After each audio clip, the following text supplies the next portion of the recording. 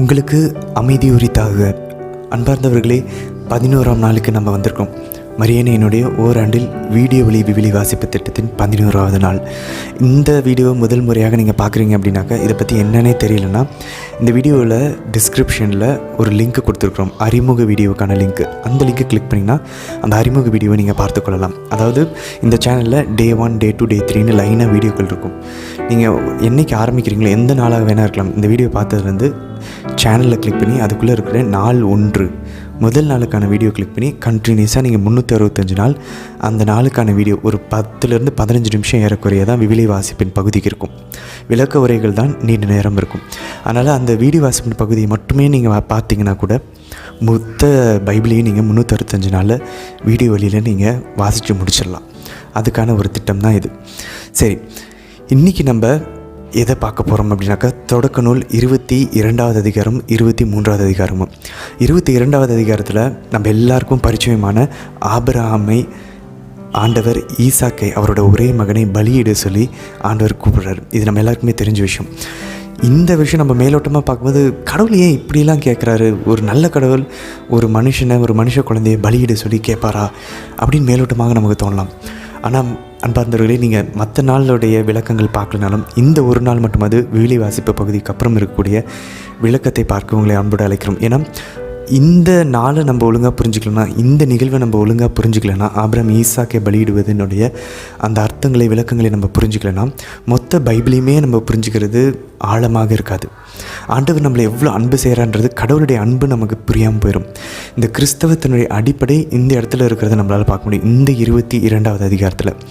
அதனால் நம்ம அது மட்டும் இல்லை, நம்ம வாழ்க்கையை எப்படி வாழ்ந்துட்டுருக்கோம், ஒரு கிறிஸ்டியனாக நம்ம எப்படிப்பட்ட ஒரு அழைப்பை பெற்றிருக்கிறோம், நம்ம என்ன பண்ணிகிட்ருக்கோம் அப்படின்றதெல்லாம் இந்த 22வது அதிகாரம் தான் எல்லாத்துக்குமே ஒரு மைய புள்ளியாக அமைய போகிறது. அதனால் கண்டிப்பாக உங்களை விளக்கத்தை கேட்பதற்காக அழைக்கிறோம்.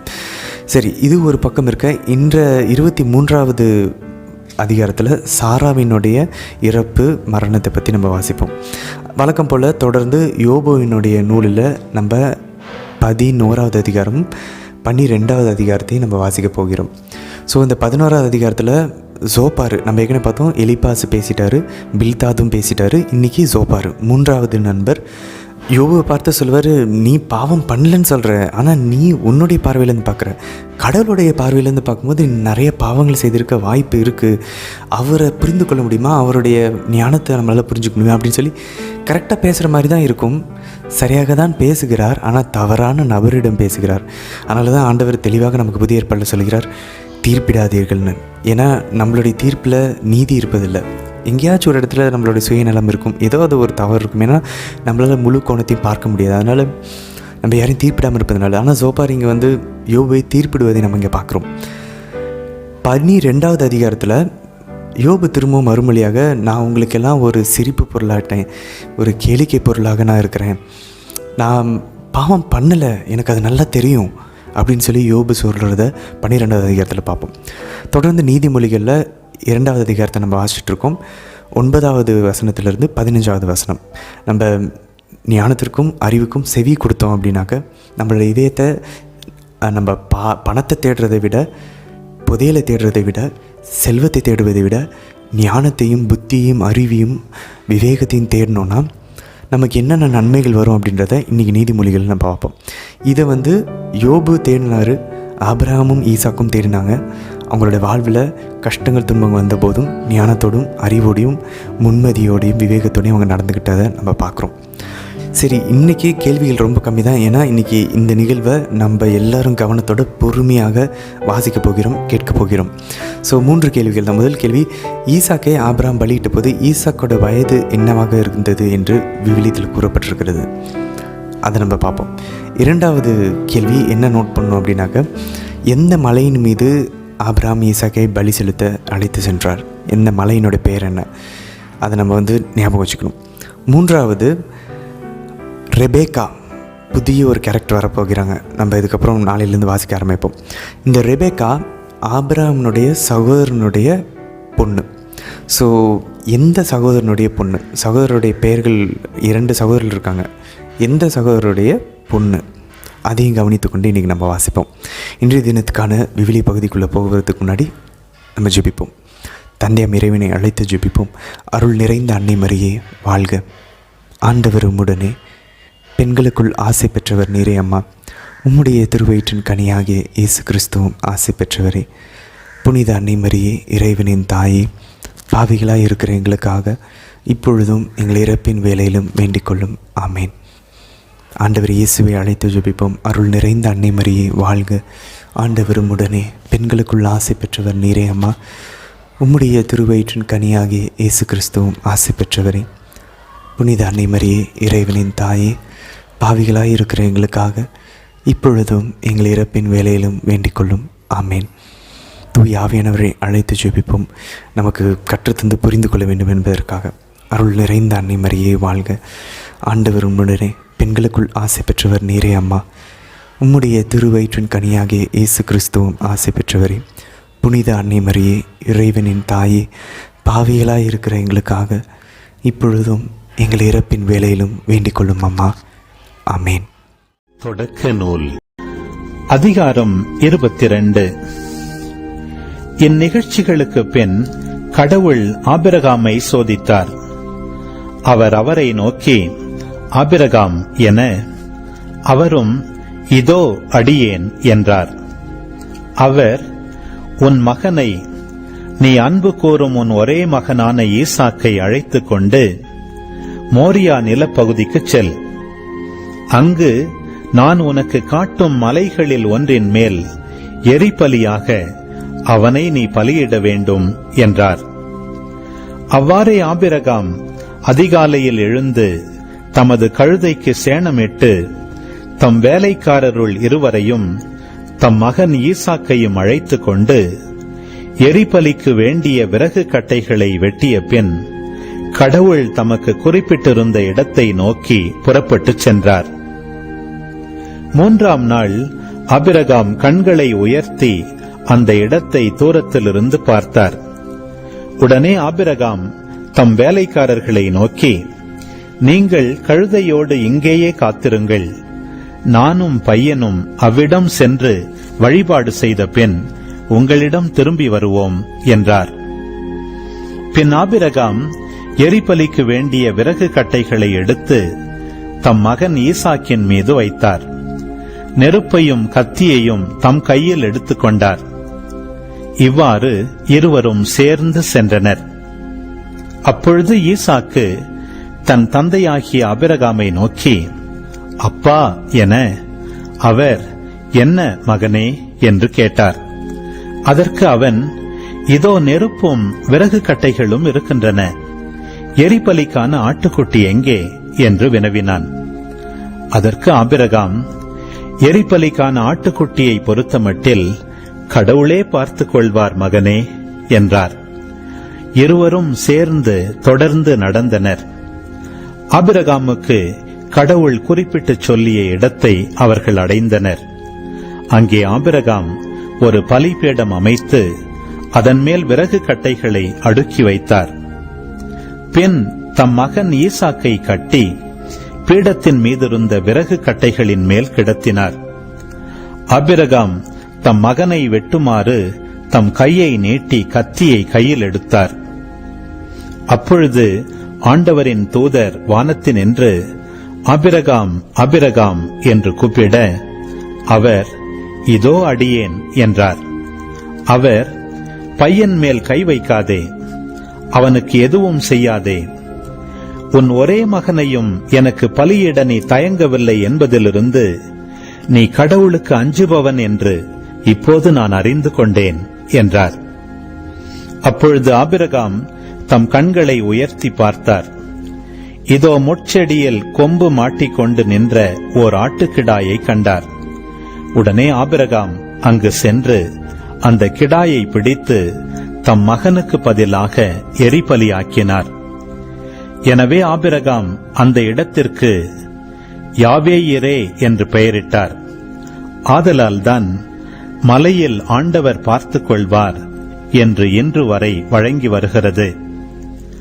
ஆண்டவரின் தூதர் ஆபிரகாமை வானத்தினின்று மீண்டும் அழைத்து, ஆண்டவர் கூறுவது இதுவே, நான் என் மீது ஆணையிட்டு கூறுகிறேன், உன் ஒரே மகனை எனக்கு பலியிட தயங்காமல் நீ இவ்வாறு செய்தாய். ஆதலால் நான் உன்மீது உண்மையாகவே ஆசி பொழிந்து விண்மீன்களைப் போலவும் கடற்கரை மணலைப் போலவும் உன் வழிமரபை பலுகி பெருகச் செய்வேன். உன் வழிமரபினர் தம் பகைவர்களின் வாயிலை உரிமையாக்கிக் கொள்வர். மேலும் நீ என் குரலுக்கு செவி கொடுத்ததனால் உலகின் அனைத்து இனத்தவரும் உன் வழிமரபின் மூலம் தங்களுக்கு ஆசி கூறிக்கொள்வர் என்றார். பின் ஆபிரகாம் தம் வேலைக்காரரிடம் திரும்பி வந்தார். அவர்கள் ஒன்று சேர்ந்து பெயர்செபாவுக்கு திரும்பிச் சென்றார்கள். அங்கேயே ஆபிரகாம் வாழ்ந்து வந்தார். இந்நிகழ்ச்சிகளுக்கு பின் உன் சகோதரன் நாகோருக்கு மில்கா புதல்வரை பெற்றெடுத்திருக்கிறாள் என்று ஆபிரகாமுக்கு சொல்லப்பட்டது. மூத்த மகன் ஊசு, அவன் தம்பி பூசு, ஆராமின் தந்தையான கெமுவேல், கெசேது, அஸ்ஸோ, பில்தாசு, இதிலாபு, பெத்துவேல். பெத்துவேல் ரெபெக்காவின் தந்தை. இந்த 8 புதல்வர்களையும் மில்கா ஆபிரகாமின் சகோதரன் நாகோருக்கு பெற்றெடுத்தாள். மேலும் அவனுக்கு மறுமனைவியாகிய ரயுமா, தெபாகு, ககாம், தகாசு, மாக்கா என்பவர்களை பெற்றெடுத்தாள். தொடக்க நூல் அதிகாரம் 23. சாரா 127 ஆண்டுகள் வாழ்ந்தார். சாராவின் வயது இதுவே. கானான் நாட்டில் உள்ள எபிரோன் என்ற கிரியத்து அர்பா நகரில் சாரா இறந்தார். அவருக்காக புலம்பி அழுவதற்காக ஆபிரகாம் சென்றார். பிறகு சடலம் இருந்த இடத்தை விட்டு அவர் எழுந்து இத்தியரிடம் சென்று சொன்னது, நான் உங்களிடையே அந்நியனும் அகதியுமாயிருக்கிறேன். என் வீட்டில் இறந்தாரை நான் அடக்கம் செய்வதற்கான கல்லறை நிலத்தை உங்களுக்குரிய சொத்திலிருந்து எனக்கு விற்றுவிடுங்கள் என்று கேட்டார். இத்தியர் ஆபிரகாமுக்கு மறுமொழியாக, எம் தலைவரே கேளும், நீர் எங்களிடையே ஒரு வலிமைமிக்க தலைவராயிருக்கிறீர். எங்கள் கல்லறைகளில் சிறந்த ஒன்றில் உமது வீட்டில் இறந்தாரை அடக்கம் செய்யலாம். உம் வீட்டில் இறந்தாரை தன் கல்லறையில் நீர் அடக்கம் செய்ய எங்களுள் எவனும் மறுக்க மாட்டான் என்றனர். அப்போது ஆபிரகாம் எழுந்து அந்நாட்டு மக்களாகிய இத்தியர் முன் தாழ்ந்து வணங்கி அவர்களை நோக்கி, என் வீட்டில் இறந்தாரை நல்லடக்கம் செய்வதை நீங்கள் விரும்பினால் நான் சொல்வதை கேளுங்கள். நீங்கள் சோகாரின் மகனான எப்ரோனிடம் எனக்காக பரிந்து பேசி அவருக்கு சொந்தமானதும் அவரது வயலின் மூலையில் இருப்பதுமான மக்பேலா குகையை எனக்கு தரும்படி செய்யுங்கள். உங்களிடையே எனக்கு உடமையான கல்லறை நிலம் இருக்குமாறு முழு விலைக்கு எனக்கு அதை விற்றுவிடும்படி கேளுங்கள் என்றார். இத்தியனான எப்ரோன் மற்ற இத்தியரோடு அமர்ந்திருந்தான். அவன் நகர வாயிலுக்கு வரும் இத்தியர் அனைவரும் கேட்கும்படி ஆபிரகாமை நோக்கி, வேண்டாம் என் தலைவரே, நான் சொல்வதை கேளும். நிலத்தையும் அதிலுள்ள குகையையும் உமக்கு நான் கொடுத்து விடுகிறேன். என் இனத்தார் முன்னிலையிலேயே அதை நான் உமக்கு கொடுத்து விடுகிறேன். உம் வீட்டில் இறந்தாரை அங்கு அடக்கம் செய்வீராக என்றான்.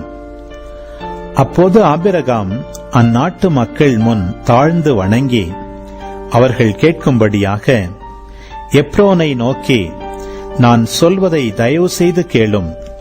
நிலத்திற்கான பணத்தை தருகிறேன், பெற்றுக்கொள்ளும். அப்பொழுதுதான் என் வீட்டில் இறந்தோரை அங்கு நான் அடக்கம் செய்வேன் என்றார். அதற்கு எப்ரோன் ஆபிரகாமை நோக்கி, என் தலைவரே, என் வார்த்தையை கேளும். நீர் கேட்கிற நிலம் 400 வெள்ளிக்காசுகள்தான் பெறும். நமக்குள்ளே இது என்ன? உம் வீட்டில் இறந்தாரை அடக்கம் செய்து கொள்ளும் என்றான். எப்ரோன் சொன்னதற்கு இசைந்த ஆபிரகாம் இத்தியர் முன்னிலையில் பேசியபடி 400 வெள்ளிக்காசுகளை அன்றைய வணிக வழக்கத்திற்கேற்ப நிறுத்து கொடுத்தார். இவ்வாறு மக்பேலாவில் மம்ரே அருகில் எப்ரோனுக்கு சொந்தமான நிலமும் அதிலிருந்த குகையும், நிலத்திலும் அதன் எல்லையை சுற்றிலும் இருந்த எல்லா மரங்களும், நகர வாயிலுக்கு வரும் அனைத்து இத்தியர் முன்னிலையிலும் ஆபிரகாமுக்கு உடமையாயின. இவ்வாறு மம்ரே அருகில் மக்பேலா நிலத்தின் கல்லறையில் ஆபிரகாம் தம் மனைவி சாராவை அடக்கம் செய்தார். இதுவே கானான் நாட்டில் இருக்கும் எபிரோன். இவ்வாறு அந்நிலமும் அதிலிருந்த குகையும் இத்தியரிடமிருந்து ஆபிரகாமுக்கு உடமையான கல்லறை நிலமாக உறுதி செய்யப்பட்டது. யோபு ஆகமம் அதிகாரம் 11. அதற்கு நாமாவியனான சோப்பார் சொன்ன மறுமொழி: திரளான சொற்கள் பதிலின்றி போகலாமா? மிகுதியாக பேசுவதால் ஒருவர் நேர்மையாளர் ஆகிவிடுவாரோ? வீண் வார்த்தைகள் மனிதரை வாயடைத்திடுமோ? நீர் நகையாடும் போது உம்மை யாரும் நையாண்டி செய்யாரோ? நானும் உன் கண்களுக்கு மாசற்றவன் என்கின்றீர். ஆனால் கடவுளே பேசட்டும், தம் இதழ்களை உமக்கெதிராய் திறக்கட்டும் என யாரேனும் அவரை வேண்டாரோ? அவரே ஞானத்தின் மறைபொருளை உமக்கு அறிவிக்கட்டும். அவர் இரட்டிப்பான அறிவும் திறனும் உடையவர். கடவுள் தீமைகளில் சிலவற்றை மறந்தார் என்பதை அறிக. கடவுளின் ஆழ்ந்த உண்மைகளை நீர் அறிய முடியுமா? எல்லாம் வல்லவரின் எல்லையை கண்டுணர முடியுமா? அவை வானங்களை விட உயர்ந்தவை, நீர் என்ன செய்வீர்? அவை பாதாளத்தை விட ஆழமானவை, நீர் என்ன அறிவீர்? அதன் அளவு பாருலகை விட பரந்தது, ஆழ்கடலை விட அகலமானது. அவர் இழுத்து வந்து அடைத்து போட்டாலும் அவை முன் நிறுத்தினாலும் அவரை தடுப்பார் யார்? ஏனெனில் அவர் மனிதரின் ஒன்றுமில்லாமையை அறிவார். தீமையை காண்கின்றார், ஆனால் அதை ஒரு பொருட்டாக கருதுவதில்லை. காட்டு கழுதை குட்டி மனிதனாக பிறந்தால் அறிவிலியும் அறிவு பெறுவான். உம்முடைய உள்ளத்தை நீர் ஒழுங்குபடுத்தினால் உம்முடைய கைகளை அவரை நோக்கி நீட்டுவீராக. கையில் கரை இருக்குமாயின் அப்புறப்படுத்தும். கூடாரத்தில் தீமை குடிகொள்ளாதிருக்கட்டும். அப்போது உண்மையாகவே நாணமின்றி முகத்தை ஏறெடுப்பீர், நிலைநிறுத்தப்படுவீர், அஞ்சமாட்டீர். துயரை நீர் மறந்து போவீர். கடந்து போன வெள்ளம் போல் அதை நினைவு கோர்வீர். வாழ்வு காலம் நண்பகலை விட ஒளிரும். காரிருளால் மூடப்பட்டிருந்தாலும் காலை போல் ஆவீர். நம்பிக்கை இருப்பதனால் உறுதி கொள்வீர். சுற்றிலும் நோக்கி பாதுகாப்பில் ஓய்வீர். ஓய்ந்து படுப்பீர், ஒருவரும் உம்மை அச்சுறுத்தார். முகம் தேடி பலர் தயவை நாடுவர். தீயோரின் கண்கள் மங்கிப்போம். அனைத்து புகலிடமும் அவர்க்கு அழிந்து போம். உயிர் பிரிதலே அவர்தம் நம்பிக்கை. யோபு ஆகமம் அதிகாரம் 12. அதற்கு யோபு உரைத்த மறுமொழி: உண்மையிலும் உண்மை, நீங்கள்தாம் எல்லாம் தெரிந்தவர்கள். உங்களோடு ஞானமும் ஒழிந்துவிடும்.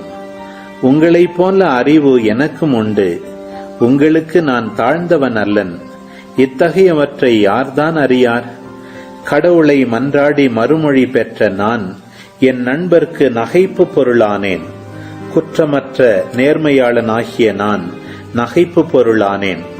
இன்பத்தில் திளைத்திருக்கும் நீங்கள் என்னை ஏளனம் செய்கின்றீர்கள். அடி சறுக்கிய என்னை தாக்குகின்றீர்கள். கொள்ளையரின் கூடாரங்கள் கொழிக்கின்றன. இறைவனை சினந்தெழச் செய்வோரும் கடவுளுக்கு சவால் விடுப்போரும் பாதுகாப்பாய் உள்ளனர். இருப்பினும் விலங்கிடம் வினவுக, உமக்கு அது கற்றுக் கொடுக்கும். வானத்து பறவை உமக்கு அறிவுறுத்தும். அல்லது மண்ணில் ஊர்வனவற்றிடம் பேசுக, அவை உமக்கு கற்பிக்கும். ஆழியின் மீன்கள் உமக்கு அறிவிக்கும். இவற்றில் ஆண்டவரை அறியாதது எது? அவரது கைதான் இதை செய்தது என எது அறியாது? அவர் கையில்தான் அனைத்து படைப்புகளின் உயிரும் மனித இனத்தின் மூச்சும் உள்ளன. செவி சொற்களை பிரித்து உணர்வதில்லையா? நாக்கு உணவை சுவைத்து அறிவதில்லையா? முதியோரிடம் ஞானம் உண்டு, ஆயுள் நீண்டோரிடம் அறிவுண்டு. ஞானமும் வலிமையும் அவரிடமே உள்ளன. ஆலோசனையும் அறிவும் அவர்க்கே உரியன. இதோ அவர் இடித்திடுவதை எழுப்பிட இயலாது. அவர் அடைத்திடுபவரை விடுவித்திட முடியாது. இதோ அவர் மழையை தடுப்பாரெனில் அனைத்தும் வறண்டு போம். வெளியே அதை வரவிடுவாரெனில் நிலத்தையே மூழ்கடிக்கும். வல்லமையும் மதிநுட்பமும் அவருக்கே உரியன. ஏமாற்றுவோரும் ஏமாறுவோரும் அவருடையோரே. அமைச்சர்களை அறிவிழக்கச் செய்கின்றார், நடுவர்களை மடையர்கள் ஆக்குகின்றார். அரசர்களின் அரைக்கச்சையை அவிழ்க்கின்றார், அவர்களின் இடையில் கந்தையை கட்டுகின்றார். குருக்களை தம் நிலையிலிருந்து விழச் செய்கின்றார், நிலை பெற்ற வலியோரை கவிழ்த்து வீழ்த்துகின்றார். வாய்மையாளரின் வாயை அடைக்கின்றார், முதியோரின் பகுத்துணர் மதியை பறிக்கின்றார். உயர்குடி மக்கள் மீது வெறுப்பினை பொழிகின்றார், வலியோரின் கச்சை கழன்று போகச் செய்கிறார். புரியா புதிர்களை இருளினின்று இலங்கச் செய்கின்றார், காரிருளை ஒளிக்கு கடத்தி வருகின்றார். மக்களினங்களை பெருகச் செய்கின்றார், பின்பு அழிக்கின்றார். மக்களினங்களை பரவச் செய்கின்றார், பின் குறையச் செய்கின்றார். மன்னக மக்களின் தலைவர் தம் அறிவாற்றலை அழிக்கின்றார். வழியில்லா பாழ்வெளியில் அவர்களை அலையச் செய்கின்றார். இருளில் ஒளியில்லாது தடவுகின்றார்கள், குடித்தவர் போல் அவர்களை தடுமாற வைக்கின்றார். எனவே நீ நீதியையும் நியாயத்தையும் நேர்மையையும் நலமார்ந்த நெறிகள் அனைத்தையும் தெரிந்து கொள்வாய். ஞானம் உன் உள்ளத்தில் குடிபுகும், அறிவு உன் இதயத்திற்கு இன்பம் தரும். அப்பொழுது நுண்ணறிவு உனக்கு காவலாயிருக்கும், மெய்யறிவு உன்னை காத்துக்கொள்ளும். நீ தீய வழியில் செல்லாமலும் வஞ்சகம் பேசும் மனிதரிடம் அகப்படாமலும் இருக்கும்படி அது உன்னை பாதுகாக்கும். நேர்மையான வழியை விட்டு விலகி இருளான பாதையில் நடப்போரின் கைக்கு உன்னை தப்புவிக்கும். அவர்கள் தீமை செய்து கழிக்கின்றவர்கள், அவர்களுடைய வழிகள் கோணலானவை, அவர்களுடைய பாதைகள் நேர்மையற்றவை. ஆமீன். ஆண்டவரே, இந்த நாளுக்கான இந்த இறைவார்த்தைக்காக உமக்கு நன்றி செலுத்துகிறோம் அப்பா. ஆபிரகாமை போல தங்களுக்கு நெருக்கமான ஒரே மகனை அவர் பலியிட துணிந்ததைப் போல, ஈசாக்கு பலியாக துணிந்ததைப் போல நாங்கள் எங்களுடைய வாழ்வில் அப்பா உங்களை விட அதிகமாக அன்பு செய்யக்கூடிய விஷயங்கள் நிறையா உண்டு. எங்களுக்கே தெரியாமல் வாயில் சொல்லலாம் உங்களை அன்பு செய்கிறேன்னு, ஆனால் மனதளவில் நிறைய விஷயங்களை பிடிச்சிக்கிட்டு இருக்கேன். அதை விட்டு உண்மையை சிக்கனை பிடித்துக்கொள்ள இந்த நாள் எங்களுக்கு ஒரு அருள் தரக்கூடிய ஒரு நாளாக அமையட்டும். அம்மா, கடவுளை திருவிழத்தை நிறைவேற்றுவதை விட வேறு எதுவுமே இந்த உலகத்தில் முக்கியம் இல்லைன்னு நீங்கள் உங்கள் மகனை பலியாக்குனீங்களேம்மா. உம்முடைய இதயத்தை எங்களுக்கு தந்துடலாம்மா. நீங்கள் ஆண்டவருக்காக எதையும் செய்ய துணித அதே இதயத்தை எங்களுக்கும் தந்துடல. உங்களுடைய இதயத்தை எங்களுக்கு பரிமாற்றம் செய்ய வேண்டி உங்களை கெஞ்சியும் கொண்டாடுகிறோம் அம்மா. ஆமேன். அன்பார்ந்தவர்களே, ரொம்ப முக்கியமான ஒரு விளக்கத்துக்குள்ளே நம்ம வந்திருக்கிறோம். இன்றைக்கி ரொம்ப முக்கியமான ஒரு நிகழ்வை நம்ம பார்க்க போகிறோம். அதுக்கு முன்னாடி அந்த 3 கேள்விகளுக்கான பதிலை பார்ப்போம். ஸோ ஈசாக்கினுடைய வயது என்ன? ஆபிரகாம் பலியிட்ட போது அப்படின்னாக்க பைபிளில் கொடுக்கப்படலை. ஏன்னா அவருக்கு அங்கே விருத்த சேதனம் செஞ்சதுக்கப்புறம் எவ்வளவு நாட்கள் கழித்து கடவுள் அவரை பலியிட செலுத்தினார் அப்படின்றது கொடுக்கப்படலை. பட் ஆனால் எபிரிய மொழியில் ஈசாக்குக்கு பயன்படுத்தப்பட்ட ஒரு வார்த்தை உண்டு, நார் அப்படின்ற எபிரிய மொழி. நமக்கு தெரியும், இந்த பழைய பாடு அதிகபட்சம் எல்லாமே ஹீப்ரூ லாங்குவேஜ், எபிரிய மொழியில் தான் எழுதப்பட்டது. அதில் நார் அப்படின்னாக்க இளம் மனிதர், யங் மேன் அப்படின்னா பொருளாகும். ஸோ ஈசாக்கு ஒரு இளம் மனிதர். நம்ம படத்தில் சித்தரிச்சிருக்கக்கூடிய அளவுக்கு அவர் ஒரு சின்ன பையன் கிடையாது. உண்மையில் பார்த்தோன்னா ஈசாக்கு ஒரு பெரிய மனிதர். இன்னும் விவிலிய அறிஞர்கள் என்ன சொல்கிறாங்கன்னா, அவர் இந்த பலியிட செலுத்துவதற்கு எரிபலி செலுத்த சொல்கிறார் இல்லையா, எரிபலி செலுத்துவதற்கான அந்த தேவையான அந்த மரக்கட்டைகளை, விறகுகளை அவரே சுமந்து கொண்டு போகிறார். நம்ம அதை தான் வாசிக்கிறோம். ஆபிரகாம் தூக்கி அந்த மரக்கட்டைகளை அவருடைய மகன் ஈசாக்கின் மேல் வைத்தார். ஈசாக்கு தான் அதை எடுத்துகிட்டு போகிறாங்க. இது நம்ம 6வது வசனத்தில் பார்க்கலாம். அப்போது ஈசாக்கு அதை சுமந்து கொண்டு போகும் அப்படின்னா விவிலிய அறிஞர்கள் சொல்கிறாங்க, அது எந்த அளவுக்கு ஹெவியாக இருக்கும்னா ஆபிரகாமை விட அது ஹெவியாக இருக்குமா, அந்தளவுக்கு அது பாரமாக இருக்குமா. ஈசாக்கால் அந்த விறகு கட்டைகளை சுமந்து கொண்டு போக முடியும்னா அவர் ஒரு இளம் மனிதராக இருக்கணும். இதை குறித்து விவிலிய அறிஞர்கள் என்ன சொல்கிறாங்க அப்படின்னா, ஈசாக்கால் அந்த விறகு கட்டைகளை சுமந்து கொண்டு போக முடியும்னா அவங்க அப்பா விட பலம் வாய்ந்த அந்த விறகு கட்டையின் சுமையை அவரால் சுமக்க முடியும் அப்படின்னா, அது மலையில் ஏறி போக முடியும் அப்படின்னா, ஆபிரகாம் ஈசாக்கை கட்டி அந்த விறகு கட்டை மேலே படுக்க வைத்து அவர் கையை தூக்கி வெட்ட போகும்போது ஆக்சுவலாக ஈசாக்கு நினைத்திருந்தார் அப்படின்னாக்க ஆபிரகாமை ரொம்ப எளிதாக தள்ளிவிட்டு அவர் தப்பிச்சிருக்கலாம். அதனால் அவங்க என்ன சொல்கிறாங்க அப்படின்னா, ஈசாக்கு மனமு வந்து அவங்க அப்பாவுக்கும் கடவுளுக்கும் தன்னையே கீழ்ப்படுத்தி கொண்டு பலியாக ஒப்பு கொடுத்தார். ஸோ ஈசாக்கு வந்து நிர்பந்திக்கப்படலை. ஈசாக்கு மனமு வந்து இந்த பலியை தானாகவே அவர் வந்து கொல்லப்படுவதற்கு அனுமதிச்சாருன்னு சொல்கிறாங்க. எவ்வளோ முக்கியமான விஷயம் பாருங்களேன். ஸோ இதுதான் நம்ம அந்த முதல் கேள்வியிலும் தெரிந்து கொள்கிறோம். இரண்டாவது கேள்வி, எந்த மலையின் மேலே ஆபிரகாம் வந்து ஈசாக்கை பலியிட்டார் அப்படின்னு பார்த்தோன்னாக்கா, அந்த மலையின் பேர் மோரியா. ஏற்கனவே நோவாவினுடைய அந்த பேழை வந்து அமர்ந்த மலையின் பேர் அரராத் மலை. இது வந்து மோரியா மலை.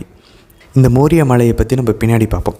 இப்போது நம்ம மூன்றாவது கேள்விக்கு போவோம். மூன்றாவது கேள்வி என்ன, ரெபேக்கா யாருடைய பிள்ளை அப்படின்னு சொல்லி பார்த்தோம். ரெபேக்கா வந்து பெத்துவேல் அப்படின்றவருடைய பிள்ளை. இந்த பெத்துவேல் யாருடைய மகன்? ஆபிரகாமுடைய சகோதரன் நாகோரினுடைய மகன். ஆரானினுடைய மகன் கிடையாது. ஸோ ஆரானுடைய மகன் தான் லோத்து. அவருடைய கதை முடிஞ்சு. இப்போ இன்னொரு சகோதரன், ஆபிரகாமுடைய இன்னொரு சகோதரன் நாகோருடைய பையன் பெத்துவேலினுடைய பொண்ணு தான் ரெபேக்கா. இப்போ ரெபேக்காவை இன்ட்ரடியூஸ் பண்ணியாச்சு இந்த அதிகாரத்தில், 22வது அதிகாரத்தில். பின்னாடி நாளைக்கு நம்ம 24வது அதிகாரத்தில் ரெபேக்காவுக்கும் ஈசாக்குக்கும் கல்யாணம் நடக்கும். அப்போது ஆபிரகாமுடைய பையனுக்கும் ஆபிரகாமுடைய சகோதரனுடைய நாகோரனுடைய பேத்திக்கும் திருமணம் நடக்கப் போகிறது. ஸோ இதை நம்ம வந்து நாளைக்கு வாசிப்போம். சரி, இதுதான் இந்த 3 கேள்விக்கான பதில். இப்போ ஒரு சில லிட்ரல் சென்ஸ், நேரடி விளக்கங்களை பார்த்துட்டு அதுக்கப்புறம் தான் ரொம்ப இன்ட்ரெஸ்டிங்கான அலகாரிக்கல் சென்ஸ், ஆண்டவர் இயேசுவும் மாதமும் எப்படி இந்த ஈசாக்கை பலி செலுத்துவதில் முன்குறிக்கப்பட்டிருக்காங்க, முன்னாடிலமாக இருக்கிறது அப்படின்னு சொல்லி நம்ம பார்ப்போம். ரொம்ப அழகான விஷயம். அது முடிஞ்சதுக்கப்புறம் நம்மளுடைய வாழ்வில் இந்த பலியிலிருந்து என்ன நம்ம கற்றுக்க போகிறோம், மாரல் சென்ஸ் ரொம்ப ரொம்ப முக்கியமானது. இட்டர்னல் அனகாலஜிக்கல் சென்ஸ் அல்லது எஸ்கட்டாலஜிக்கல் சென்ஸ், நம்மளுடைய மறுவாழ்வு நிலைவாழ்வு சம்மந்தப்பட்ட விஷயங்களும் இதில் ரொம்ப ஆழமாக இருக்கிறது. அது நம்ம இந்த விளக்குறையில் பார்க்க முடியும், ஏன்னா நேரம் ரொம்ப பெருசாக இருக்கிறனால. ஸோ நீங்கள் அதை உங்களுடைய சொந்த ஜெப நேரத்தில் இது எனக்கு இந்த நிகழ்வு மறுவாழ்வுக்கு என்னத்தை சுட்டி காட்டுது அப்படின்னு சொல்லி நீங்கள் பார்க்கலாம். ஜெபிச்சு ஆண்டவரிடம் நீங்கள் கேட்டு தெரிஞ்சுக்கலாம். சரி, நேரடி அர்த்தங்களை இப்போ நம்ம பார்க்கலாம். நம்ம ஆக்சுவலாக ஆபிரகாமிடம் செய்யப்பட்ட 3 வாக்குறுதிகளை கடவுள் 12வது அதிகாரத்தில் கொடுக்கறத நம்ம பார்க்குறோம். உன்னை பெரிய இனமாக்குவேன், முதல் வாக்குறுதி. 2வது, உன் பெயரை சிறப்புற செய்வேன். 3வது, உன் வழியை உலகத்தின் அனைத்து இனங்களையும் ஃபேமிலிஸையும் நான் வந்து ஆசீர்வதிப்பேன் அப்படின்னு சொல்கிறார். முதல் வாக்குறுதியை 15வது அதிகாரத்தில் உடன்படிக்கையின் நிலைக்கு உயர்த்துகிறார். எப்படி? விலங்குகளை பலியிட சொல்லி தீச்சட்டியும் அந்த புகையெடுக்கிற அந்த தீப்பந்தமும் உள்ளே போகும்போது ஆண்டவர் அது உள்ளே சென்று அந்த உடன்படிக்கையை நிறைவு செய்கிறத நம்ம பார்க்கணும். 17வது அதிகாரத்தில் என்ன பண்ணுறாரு? அங்கே விலங்குகளை பலியிட சொன்னார் 15ல். இங்கே 2வது உடன்படிக்கையை செய்யும்போது உன் பெயரை சிறப்புரை செய்கின்றதுக்கு அவருடைய மாமிசத்தில் விருத்த சேதனம் செய்ய சொல்கிறார், அவருடைய ரத்தத்தை சிந்த சொல்கிறார். இதை வந்து நம்ம எங்கே பார்க்குறோம்? 17வது அதிகாரத்தில். ஸோ 2வது வாக்குறுதி அவருக்கு உடன்படிக்கை உயர்த்தப்பட்டு அவரை பல எண்ணிலடங்கா எண்ணங்களுக்கு அவரை வந்து அரசராகவும் தந்தையாகவும் ஆண்டவர் அங்கே வந்து பேரை சிறப்புற செய்கிறார் 17வது அதிகாரத்தில். இங்கே இந்த 22வது அதிகாரத்தில் இந்த கடைசி அவருடைய கொடுக்கப்பட்ட அந்த வாக்குறுதிகளுடைய 3வது கட்டம், 3வது வாக்குறுதி உடன்படிக்கை நிலைக்கு உயர்த்தப்பட போகிறது. இப்போ ரொம்ப உச்ச கட்டத்துக்கு போகுது. என்னது? இன்னும் பர்சனலாவது ஆபிரகாமினுடைய மகனையே அவர் பலி செலுத்த சொல்லி கூப்பிடுறாரு. இதுக்கு அவர் வழியாக இந்த உலகத்தின் எல்லா இனங்களும் ஆசீர்வதிக்கப்பட போகிறதுன்ற அந்த ஆசீர்வாதத்தை உடன்படிக்கையாக மாற்றுவதற்கு இங்கே ஆபிரகாம் மிகப்பெரிய ஒரு தியாகத்தை செய்ய வேண்டியிருக்கு. மேலோட்டமாக பார்த்தா கடவுள் எதுக்கு இப்படிலாம் பண்ணுறாரு அப்படின்ற மாதிரி தான் நமக்கு தோணும். ஆனால் நல்லா நம்ம யோசித்து பார்ப்போமே, ஆபிரகாம் ஆண்டவரோடு 100 வருடம் நடந்திருக்கிறார். 100 வருடங்களுக்கு மேலேயே இருக்கும் இப்போது ஈசாக்கை பலியிடும்போது. ஸோ நம்ம ஏற்கனவே பார்த்தோம், ஒரு இளம் மனிதர் அப்படின்னா அவருக்கு 100 வருஷத்தில் ஈசாக்கு பிறக்கிறாருன்னா ஆபிரகாமுக்கு ஒரு 120-130 வயசு தாண்டி அந்த ஏறக்குறைய 130 வருஷம் ஆபிரகாமுக்கும் ஆண்டவருக்கும் உறவு உண்டு. நம்ம யோசிச்சு பார்ப்போமே, நம்ம யாருக்கா தெரியாதவங்ககிட்ட போய் ஏதாவது உதவி கேட்போமா? இல்லை ஏதாவது ஒரு விஷயத்த கடனாக கேட்போமா? கேட்க மாட்டோம். நல்லா தெரிஞ்சவங்ககிட்ட தான் கேட்போம். ரொம்ப க்ளோஸு, என்னுடைய அப்பா, என்னுடைய அம்மா, என்னுடைய பிள்ளை அப்படின்னா நான் உரிமையாக கேட்பேன். அப்போது நான் கேட்குறது எவ்வளோ பெரிய விஷயம் அப்படின்றது நான் அவங்களோட கொண்டிருக்கிற உறவை பொறுத்தது. நம்மக்கிட்ட கடவுள் ஏதாவது ஒன்று கேட்குறாரு, யாராவது ஒருத்தவங்க கேட்குறாங்கன்னா அந்த எவ்வளோ பெரிய விஷயத்தை கேட்குறாங்களோ அவ்வளோ நெருக்கமாக நம்மளுடைய உறவு அவங்களோட இருக்கிறது அப்படின்றத நம்ம புரிந்து கொள்ளலாம். ஸோ இது ஏதோ ஒரு முட்டாள்தனமான ஏதோ ஒரு ஒரு காட்டுமிராண்டித்தனமான ஒரு ஆசை கடவுளுக்கு அப்படின்ற மாதிரி நம்ம பார்க்க முடியாது. கடவுளுக்கு ஆபிரகாமை நன்றாக தெரியும், ஆபிரகாமுக்கும் கடவுளை நன்றாக தெரியும். அதனால நம்ம வாசிப்போம். நம்ம இந்த 22 வாசித்து பார்த்தது நமக்கு ஞாபகம் இருந்துச்சுன்னா, ஆபிரகாம்கிட்ட கடவுள் பலியிட சொன்னப்போ ஆபிரகாம் ஒத்த வார்த்தை திரும்பி பேச மாட்டார். அமைதியாக அதிகாலையில் எழுந்திரிச்சு எல்லா மூட்டையும் கட்டிட்டு பலி செலுத்த கிளம்புவார். சரி, ஏன் இந்த உண்வழியாய் இந்த உலகத்தை ஆசீர்வதிப்புன்றதுக்கு ஆபிரகாம் என்ன தப்புனார்? அவரை அவருடைய மகனை பலி செலுத்தணும். ஏன்னா ஆண்டவர் இந்த உடன்படிக்கையை இன்னும் கொஞ்சம் லைட்டாக திருத்தி மாற்றி அமைக்க போகிறார். ஏன்னா தொடக்க நூல் 12வது அதிகாரம் 3வது வசனத்தில் பார்த்தோன்னா ஆபிரகாம்கிட்ட சொல்கிறார், உன் வழியாய் மக்கள் இனங்கள் எல்லாத்தையும் ஆசீர்வதிப்பேன் அப்படின்னு சொல்கிறாருல. இப்போது நம்ம 22வது அதிகாரத்தில் 18வது வசனத்தில் பார்த்தோன்னா உன் வழியாயும் உன் வழிமரபின், அதாவது அந்த இடத்துல இருக்கக்கூடிய எபிரேய வார்த்தை ஜெரான்னு இருக்கும். ஜெரானா சீடுன்னு அர்த்தம். அப்படின்னாக்க வித்து. உன் வழியாய் உன் வித்தின் வழியாய் இந்த உலகத்தை ஆசீர்வாதம். ஸோ அந்த வித்துக்கு அந்த ஆசீர்வாதம் பரிமாற்றப்படணும்னா அந்த வித்தை சம்மந்தப்பட்ட ஏதாவது ஒரு தியாகம் செய்யப்பட வேண்டும். ஸோ அதனால தான் அந்த வித்தை முதல்ல நீ சாக்ரிஃபைஸ் பண்ண தயாராக இருக்கிறியா எனக்காக? ஆண்டவர் பாருங்கள், அந்த உடன்படிக்கையை இன்னும் அதை விரிவுபடுத்தி அதை அவரோட வித்துக்கு கொடுக்கறதுக்கு அந்த வித்தையும் அதில் இன்வால்வ் பண்ண வைக்கிறார். அதனால நம்ம ஏற்கனவே பார்த்தோம், ஈசாக்கு நினச்சிருந்தா ஆபிரகாமை ஒரே அடி அடித்து தள்ளி விட்டுட்டு தப்பிச்சு ஓடி இருக்க முடியும். அப்பா கொல்ல வரான்றத ஈசாக்கு மனமு ஏற்றுக்கொண்டார். அந்த பலியை அவரும் செலுத்தினார். கூட இருந்து அவர் அப்பாவுக்கு கீழ்ப்படிஞ்சும் தந்தையாம் இறைவனுக்கு கீழ்ப்படிஞ்சும் அவர் கொல்லப்படுவதற்கு அனுமதித்தார். அதனால தான் அந்த ஆசீர்வாதம் ஈசாக்குக்கும் வந்துச்சு. ஈசாக்கும் ஆபிரகாமும் சேர்ந்து தான் இந்த உடன்படிக்கையை நிறைவேற்றுகிறார்கள். இறையியல் வல்லுநர்கள் என்ன சொல்கிறாங்கன்னா, இந்த உடன்படிக்கைக்கும் வாக்குறுதிக்கும் ஒரு வித்தியாசம் இருக்கிறது. அதாவது உடன்படிக்கை அப்படின்றது 3 வகையாக பிரிக்கிறாங்க. உதாரணத்திற்கு 2 தரப்பினர்களும் ஆளுக்கு ஒரு வாக்குறுதியை கொடுத்து அவங்க ஒத்துக்கொண்டாங்கன்னா அதை கின்ஷிப் அல்லது பேரிட்டி கவனன்ட் அப்படின்றாங்க. அப்படின்னா உறவினர்களிடையே ஏற்படக்கூடிய ஒரு உடன்படிக்கை, ஒரு கவனன்ட் அப்படின்னு சொல்கிறாங்க, ஒரு அக்ரிமெண்ட் மாதிரி. இன்னொரு வகையான கவனன்ட் உண்டு. அது மேலானவர் அல்லது உயர்ந்தவர் தாழ்ந்தவரோடு செய்யக்கூடிய ஒரு உடன்படிக்கை. இதில் என்ன பண்ணுவாங்க, தாழ்ந்தவர் ஏதாச்சும் ஒரு வாக்குறுதியை கொடுப்பார், நான் இதை செய்கிறேன் அப்படின்னு சொல்லி. அடிமைகளை அடிமைத்துவம் செய்வதற்காக மேலானவர்கள் செய்யக்கூடிய உடன்படிக்கை இந்த வேசல் கவனன்ட் அப்படின்வாங்க. அதாவது மேலானவர்கள் தாழ்ந்தவர்களை கண்ட்ரோல் பண்ணுறதுக்கான ஒரு கவனன்ட், வேசல் கவனன்ட். 3வது ஒரு உடன்படிக்கை உண்டு. அது எப்படின்னா, உயர்ந்தவர் பெரியவர் இனாமாக, இலவசமாக, மானியமாக ஒரு உதவியை கொடுக்குறேன் அப்படின்னு சொல்லி அவங்க ஒரு வாக்குறுதி கொடுக்கறது தான் கிராண்ட் கவனன்ட் அப்படின்றாங்க. மானிய உடன்படிக்கை, இலவசமான உடன்படிக்கை. யார்? மேலானவர்கள் ஒரு வாக்குறுதி கொடுத்து கீழானவர்கள் தாழ்ந்தவர்களுக்கு கொடுப்பது தான் இந்த கிராண்ட் கவனன்ட். ஸோ நம்ம இந்த விருத்த சேதனம் செய்கிறதில் பார்த்தோன்னா ஆபிரகாம் அவர் ஒரு சில கட்டளைகளை கடைபிடிக்கணும். அவருடைய வழிமரபினர்கள் அவருக்கு முன்னாடி மாசு இல்லாமல் நடக்க வேண்டும், அந்த விருத்த சேதனம் செய்ய வேண்டும். அதை செய்யாமல் விட்டாங்கன்னா அந்த உடன்படிக்கை துண்டிக்கப்படும், ரத்து செய்யப்படும். ஆனால் இங்கே பாருங்கள், ஈசாக்கை அவர் பலியிட வந்ததினால், அதனால சொல்கிறார், நீ இதை செய்ய துணிந்ததால் உன் வழியாகவும் உன் வித்தின் வழியாகவும் இந்த மக்கள் இனங்கள் எல்லாரையும் ஆசீர்வதிப்பேன். ஸோ இந்த உடன்படிக்கைக்கு எதுவுமே நம்ம செய்ய வேண்டியதில்லை. அவர் ஏற்கனவே ஆபிரகாம் விஸ்வசித்து அவர் அந்த ஈசாக்கை பலியிட முயன்றதுனால ஆண்டவர் இப்போ அது ஒரு கிராண்ட் கவனன்ட், மானிய உடன்படிக்கையாக நமக்கு தருகிறார். அதனால தான் ஆண்டவர் கூறுகிறார், என் மீது நான் ஆணையிட்டு கூறுகிறேன். கடவுள் சொல்கிறாரு, அவர் மீதே அவர் ஆணையிட்டு கூறுகிறாராம், இதை நான் செய்து முடிப்பேன் அப்படின்னு சொல்லி ஆண்டவரே அவர் மேலே ஆணையிட்டு கொள்கிறார். ஸோ இது இனி எதுவும் செஞ்சு வரப்போவதில்லை. இந்த உலகத்தின் மக்கள் இனங்கள் எல்லாம் ஆசீர்வதிக்க போகிறது கடவுள் முடிவு பண்ணிட்டார், அதை அவர் செய்ய போகிறார். ஆபிரகாம் பாருங்க எல்லா பலியை செலுத்துறதுக்கும் அதிகாலையில் எந்திரிச்சது போல் இதுக்கும் ஆண்டவரிடம் ஒரு வார்த்தை கூட பேசாமல் பலி செலுத்த போகிறார். அதுவும் ஆபிரகாமுடைய நம்பிக்கையை பாருங்கள். ஈசா கேட்குற, அப்பா எங்கப்பா விறகு இருக்குது, தீப்பந்தம் இருக்குது, ஆனால் ஆட்டுக்குட்டி காணுமேன்னு சொல்கிறப்ப ஆபிரகாமுடைய விசுவாசத்தை பாருங்கள், அதை கடவுள் பார்த்து கொள்வார் அப்படின்னு சொல்லி அழகாக அவரோட விசுவாசம் அங்கே போவோம். கடவுள் ஏதாவது பண்ண போகிறார், அவர் என்னை செய்ய சொல்லியிருக்கிறாரு, எனக்கு என்னன்னு புரியல, ஆனால் நான் செய்வேன்.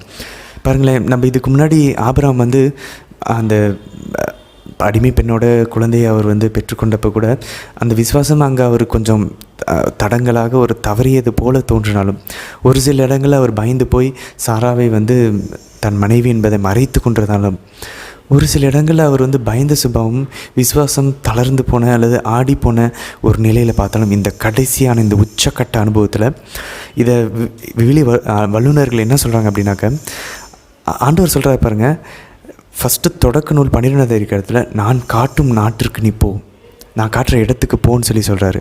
அதே போல் இங்கே சொல்ல நான் காட்டுற மலைக்கு போ, அங்கே போய் ஈசாக்கு அப்படின்னு சொல்லும்போது இந்த விவிலி அறிஞர்கள் என்ன சொல்கிறாங்கன்னா, ஆபிரகாமுடைய அந்த துவக்க அந்த அழைப்பு இருக்குது பாருங்கள், இந்த கடைசியாக அந்த அழைப்பினுடைய இந்த அவருடைய இந்த விசுவாச பயணத்தினுடைய முடிவில் ஒரு கடைசி சோதனையாக கடவுள் இதை கொடுப்பதாக விவிலி அறிஞர்கள் பார்க்குறாங்க. அதனால தான் நான் காட்டுற அந்த மலைக்கு போன்றது ஆபிரகாமுக்கு தெரியும். தொடக்கத்தில் கடவுள் இந்த மாதம் பேசினார், இப்போ 120 130 வயசுலேயும் ஆண்டவர் இதே மாதிரியே பேசி கூப்பிட்றாரு. இந்த கடைசி டெஸ்ட்டில் ஆபிரகாம் ஜெயிச்சிட்டார். அதனால தான் இன்றைக்கி நம்ம அவர் நடுவில் அவர் பலவீனமாக இருந்தாலும், பயந்து போனதை போலவும் விசுவாசம் குறைந்தவரை போலவும் காட்டினாலும், இந்த கடைசி டெஸ்ட்டில் அவர் ஜெயிச்சதுனால தான் அவர் இன்றும் யூத பாரம்பரியமும் கிறிஸ்தவ பாரம்பரியமும் அவரை விசுவாசிகள் அனைவர்களுக்கும் தந்தையாக அவரை நமக்கு சித்தரித்து காட்டுகிறது, ஒரு முன்மாதிரியாக நமக்கு பரிந்துரைக்கிறது. சரி, இப்போ நம்ம அலகாரிக்கல் சென்ஸுக்கு வரலாம். அலகாரிக்கல் சென்ஸில் ஆண்டவரும் மாதாவும் இதில் எப்படி முன்குறிக்கப்பட்டிருக்காங்க இந்த ஈசாக்கினுடைய இந்த பலியில், இதான் ரொம்ப ரொம்ப இன்ட்ரெஸ்டிங்கான ஒரு விஷயம். கலாத்தியர் 3வது அதிகாரம் 16வது வசனத்தில் நம்ம வாசிக்கிறோம், கிறிஸ்துவே ஆபிரகாமினுடைய அந்த வழிமரபினர், ஆபிரகாமுடைய வழிமரபு, அந்த வித்து ஆண்டவர் வாக்கு கொடுக்குறாரு பாருங்க, அந்த வித்து யாருன்னா கிறிஸ்து தான், ஆண்டவர் இயேசு தான் அப்படின்னு சொல்லி இப்போ இந்த பவுல் கலாத்தியர் 3:16 கூறுவதை நம்ம பார்க்குறோம். இது ஒரு பேக்ரவுண்ட் இன்ஃபர்மேஷன் நம்ம வச்சுக்கணும். ஸோ அந்த ஈசாக்கு ஆண்டவர் இயேசுவை குறிக்கிற ஒரு நபராக இருக்கிறார். அப்போ இந்த ஆபிரகாம் யாரை குறிக்கிறது? ஆபிரகாம் தான் பலியிட போகிறார். ஆபிரகாம் யாரை குறிக்கும் அப்படின்னாக்க தேவ மாதாவையும் குறிக்கும், அது தந்தையாம் இறைவனையும் குறிக்கும். இப்போது இந்த கண்ணோட்டத்தோட இந்த முழு நிகழ்வையும் நம்ம திரும்பி போவோம். ஸோ 22வது அதிகாரத்தில் ஆபிரகாமை ஆண்டவர் கூப்பிடும்போது ஆபிரகாம் என்ன சொல்லுகிறார்? இதோ அடியேன் என்றார், ஹியர் ஐ ஆம் அப்படின்னு ஆங்கிலத்தில் நம்ம பார்க்குறோம். மாதா என்ன சொல்கிறாங்க? ஆண்டவர் வானதூதர் வழி அமுச்சு சொன்னப்போ மாதா சொல்கிறாங்க, இதோ ஆண்டவருடைய அடிமை, சொற்படியே எனக்கு ஆகட்டும் அப்படின்றாங்க. மாதாவும் ஆபிரகாமும் இங்கே ஒத்து போகிறாங்களா? பலி செலுத்துறதுக்கு மாதா அவங்களுடைய ஒரே மகனை பலி செலுத்துறதுக்கு இதோ உம்முடைய அடிமை அப்படின்னு சொல்லி மாதா ஒப்பு கொடுக்குறாங்களே, இங்கே ஆபிரகாம் ஒப்பு கொடுக்குறாரு. முதல் வசனத்தில். 2வது வசனத்தில் ஆண்டவர் என்ன சொல்கிறாரு? தெளிவாக அவருக்கு தெரியுது ஈசாக்கு ஆபிரகாமுக்கு ரொம்ப நெருக்கமானவர். ஏன்னா 100 வயசில் பிறந்த பிள்ளை, எவ்வளோ யோசிச்சு எவ்வளோ ஆசையாக பெற்றிருப்பார். ஆண்டவர் சொல்கிறாப்பாங்க, உன் மகனை, நீ அன்பு கூறும் ஒரே மகனை ஈசாக்கை அழைத்து கொண்டு மோரியா நிலப்பகுதிக்கு செல் அப்படின்றாரு. ஸோ இங்கே 2 விஷயம் நம்ம பார்க்கணும். முதல் விஷயம் என்ன அப்படின்னாக்க, உன் மகனை, உன்னுடைய அன்பு மகனை. ஸோ இந்த இடத்துல நம்ம விவிலிய வல்லுநர்கள் என்ன சொல்கிறாங்கன்னா, முதல்ல உன் மகனை, உன் ஒரே மகனை, நீ அன்பு கூறும் மகனை. ஸோ இந்த ஒரே மகன் அப்படின்றத நம்ம யோவான் நற்செய்தி 3வது அதிகாரம் 16வது வசனத்தில் வாசனம் தெரியும். கடவுள் இந்த உலகத்தின் மேலே எவ்வளோ அன்பு கூர்ந்தார், தம் ஒரே மகனை இந்த உலகிற்கு அளிக்கும் அளவுக்கு அவர் அன்பு கூர்ந்தார் நம்ம வாசிக்கிறோம் யோவான் 3:16. அதே நம்ம இங்கே வாசிக்கிறோம் தொடக்க நூல் 22வது அதிகாரம் இந்த 2வது வசனத்தில், உன் ஒரே மகனை. அப்போ கடவுளுக்கு தெரியுது, உன் ஒரே மகனை நீ அன்பு செய்யணும், நீ அவரை அன்பு செய்கிற, நீ அவரை சாக்ரிஃபைஸ் பண்ணணும் அப்படின்னு சொல்லி கடவுள் அவரோட ஒரே மகனை நமக்கு இங்கே சாக்ரிஃபைஸ் பண்ண போகிறார். அதே போல் நம்ம பார்க்குறோம், உன் அன்பார்ந்த மகனை. இந்த யாஹிதுன்ற எபிரேய மொழியை ஒன் அண்ட் ஒன்லி அப்படின்னு ஆங்கிலத்தில் இருக்கிறதுக்கு யாஹிதுன்ற எபிரேய மொழி பின்னாடி கிரேக்கத்தில் அகாபேட்டோஸ் அப்படின்றாங்க, பில்லவ்ட் அப்படின்னு, உன்னுடைய அன்பார்ந்த மகன் அர்த்தம். ஸோ இது நம்ம பின்னாடி எங்கே பார்க்குறோம்? உன்னுடைய ஒரே மகன்றதை யோவான் 3:16 பார்க்குறோம். இதை வந்து நம்ம எங்கே ஒப்பிடலாம்? மத்தேயு 3வது அதிகாரம் 17வது வசனத்தில் பார்த்தோன்னா, ஆண்டவர் ஞானஸ்நானம் பெற்று வெளியே வரும்போது இவரே என் அன்பார்ந்த மகன் அப்படின்னு சொல்லி தந்தை இறைவன் வானத்திலிருந்து முழங்குவதை நம்ம பார்க்குறோம். ஸோ தந்தை இறைவன் அவருடைய அன்பார்ந்த மகன், அவருடைய ஒரே மகனை பலியிட துணிகிறார். இங்கே ஆபிரகாம் அவருடைய அன்பார்ந்த ஒரே மகனை பலியிட துணிகிறார். மாதா தன்னுடைய அன்பார்ந்த ஒரே மகனையும் மாதாவும் பலியிட இங்கே மண்ணில் துணிகிறாங்க. விண்ணகத்திலிருந்து தந்தை பலியிடுகிறார், மண்ணகத்திலிருந்து தெய்வ மாதா பலியிடுகிறார்கள். அதே போல் பாருங்கள், தொடக்க நூல் 22வது அதிகாரம் 4வது வசனம் 6வது வசனத்தில் பாருங்கள், ஈசாக்கு அந்த விறகு கட்டைகளை தாமே சுமந்து கொண்டு போனார்ன்னு இருக்கும். இதை அப்படியே பாருங்கள், யோவான் நற்செய்தி 19வது அதிகாரம் 17வது வசனத்தில் ஆண்டவர் சிலுவையை தாமே சுமந்து கொண்டு கொல்கதா என்ற மலைக்கு சென்றார் அப்படின்னு சொல்லியிருக்கும். இங்கே ஈசாக்கு தாமே சுமந்து கொண்டு போகிற விறகு கட்டைகளை, பலியிட வேண்டிய அந்த கட்டைகளை, இங்கே ஆண்டவர் பலியாக போகிற அதே சிலுவை கட்டைகளை அவர் தாமே சுமந்து செல்கிறார். இதையும் விவிலிய அறிஞர்கள் கவனித்து பார்க்கிறார்கள். இன்னொரு விஷயம் என்னென்னா, 7வது வசனத்தில் பாருங்கள், ஈசாக்கு அப்பான்னு கூப்பிட்றாரு. அவரை பலி செலுத்த போகிற அந்த வழியில் ஆண்டவர் இயேசுவும் அவர் பலியாக போகிற அந்த நேரத்தில் அப்பான்னு கூப்பிட்றாரு. ஆபா ஆபா, என் நிறைவா என் நிறைவான்னு சொல்லி. மார்க் நற்செய்தி 14வது அதிகாரம் 36வது வசனத்தில் ஆண்டவரும் பலியாகின்ற அந்த நேரத்தில் தந்தையை பார்த்து அப்பான்னு கூப்பிட்றாரு. இவ்வளோ அழகான பொருத்தங்கள் பார்த்தீங்களா? அதே போல் தொடக்க நூல் 22வது அதிகாரத்தில் 8வது வசனத்தில் பாருங்கள், ஆபிரகாம் சொல்லுகிறார், கடவுளே ஆட்டுக்குட்டியை கொடுப்பார் அப்படின்னு சொல்லி.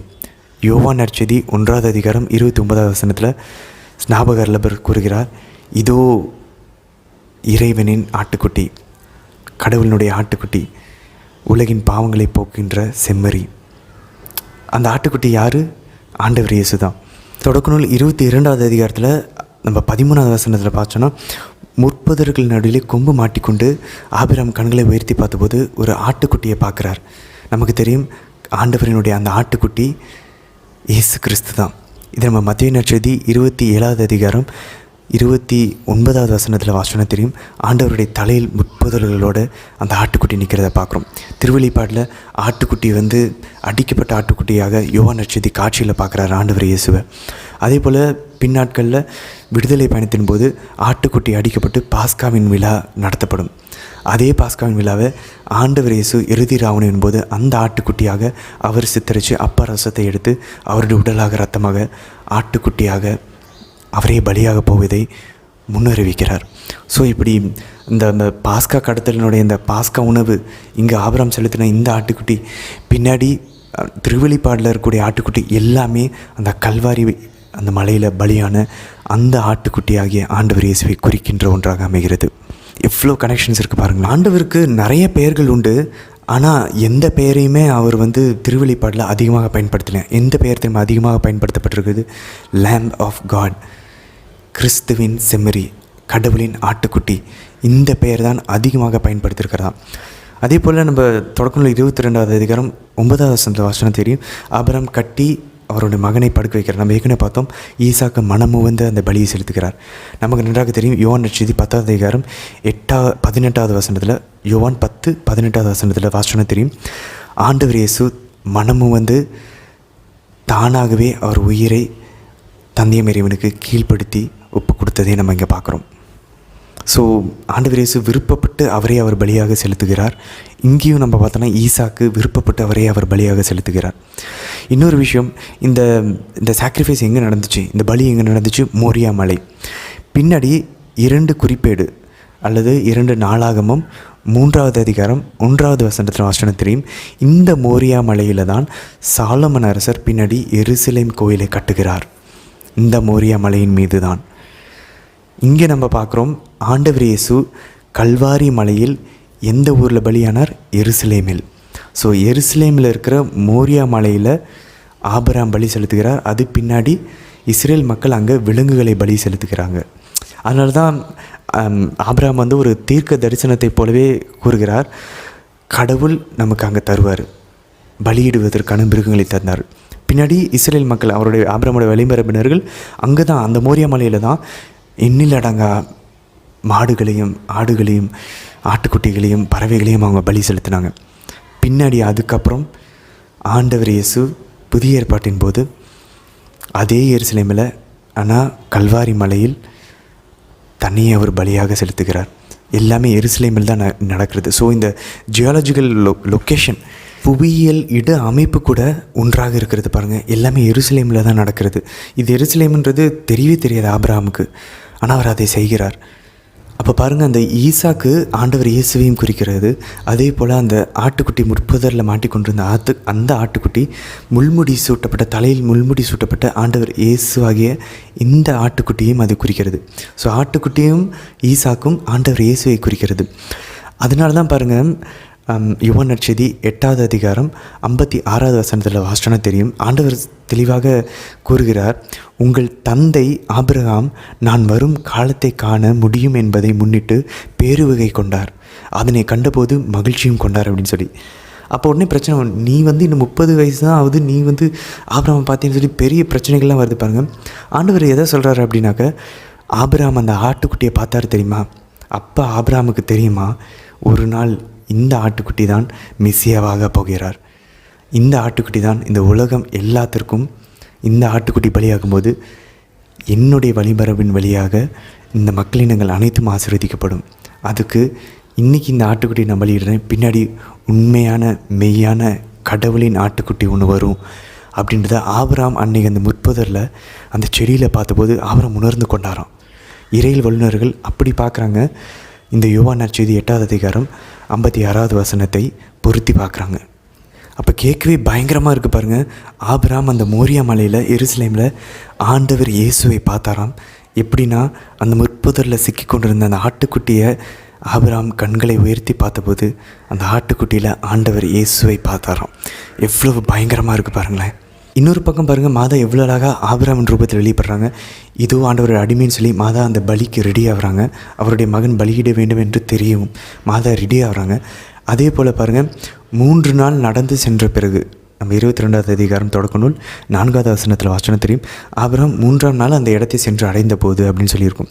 3ஆம் நாள் ஈசாக்கை பலியிடுகிறார்கள்.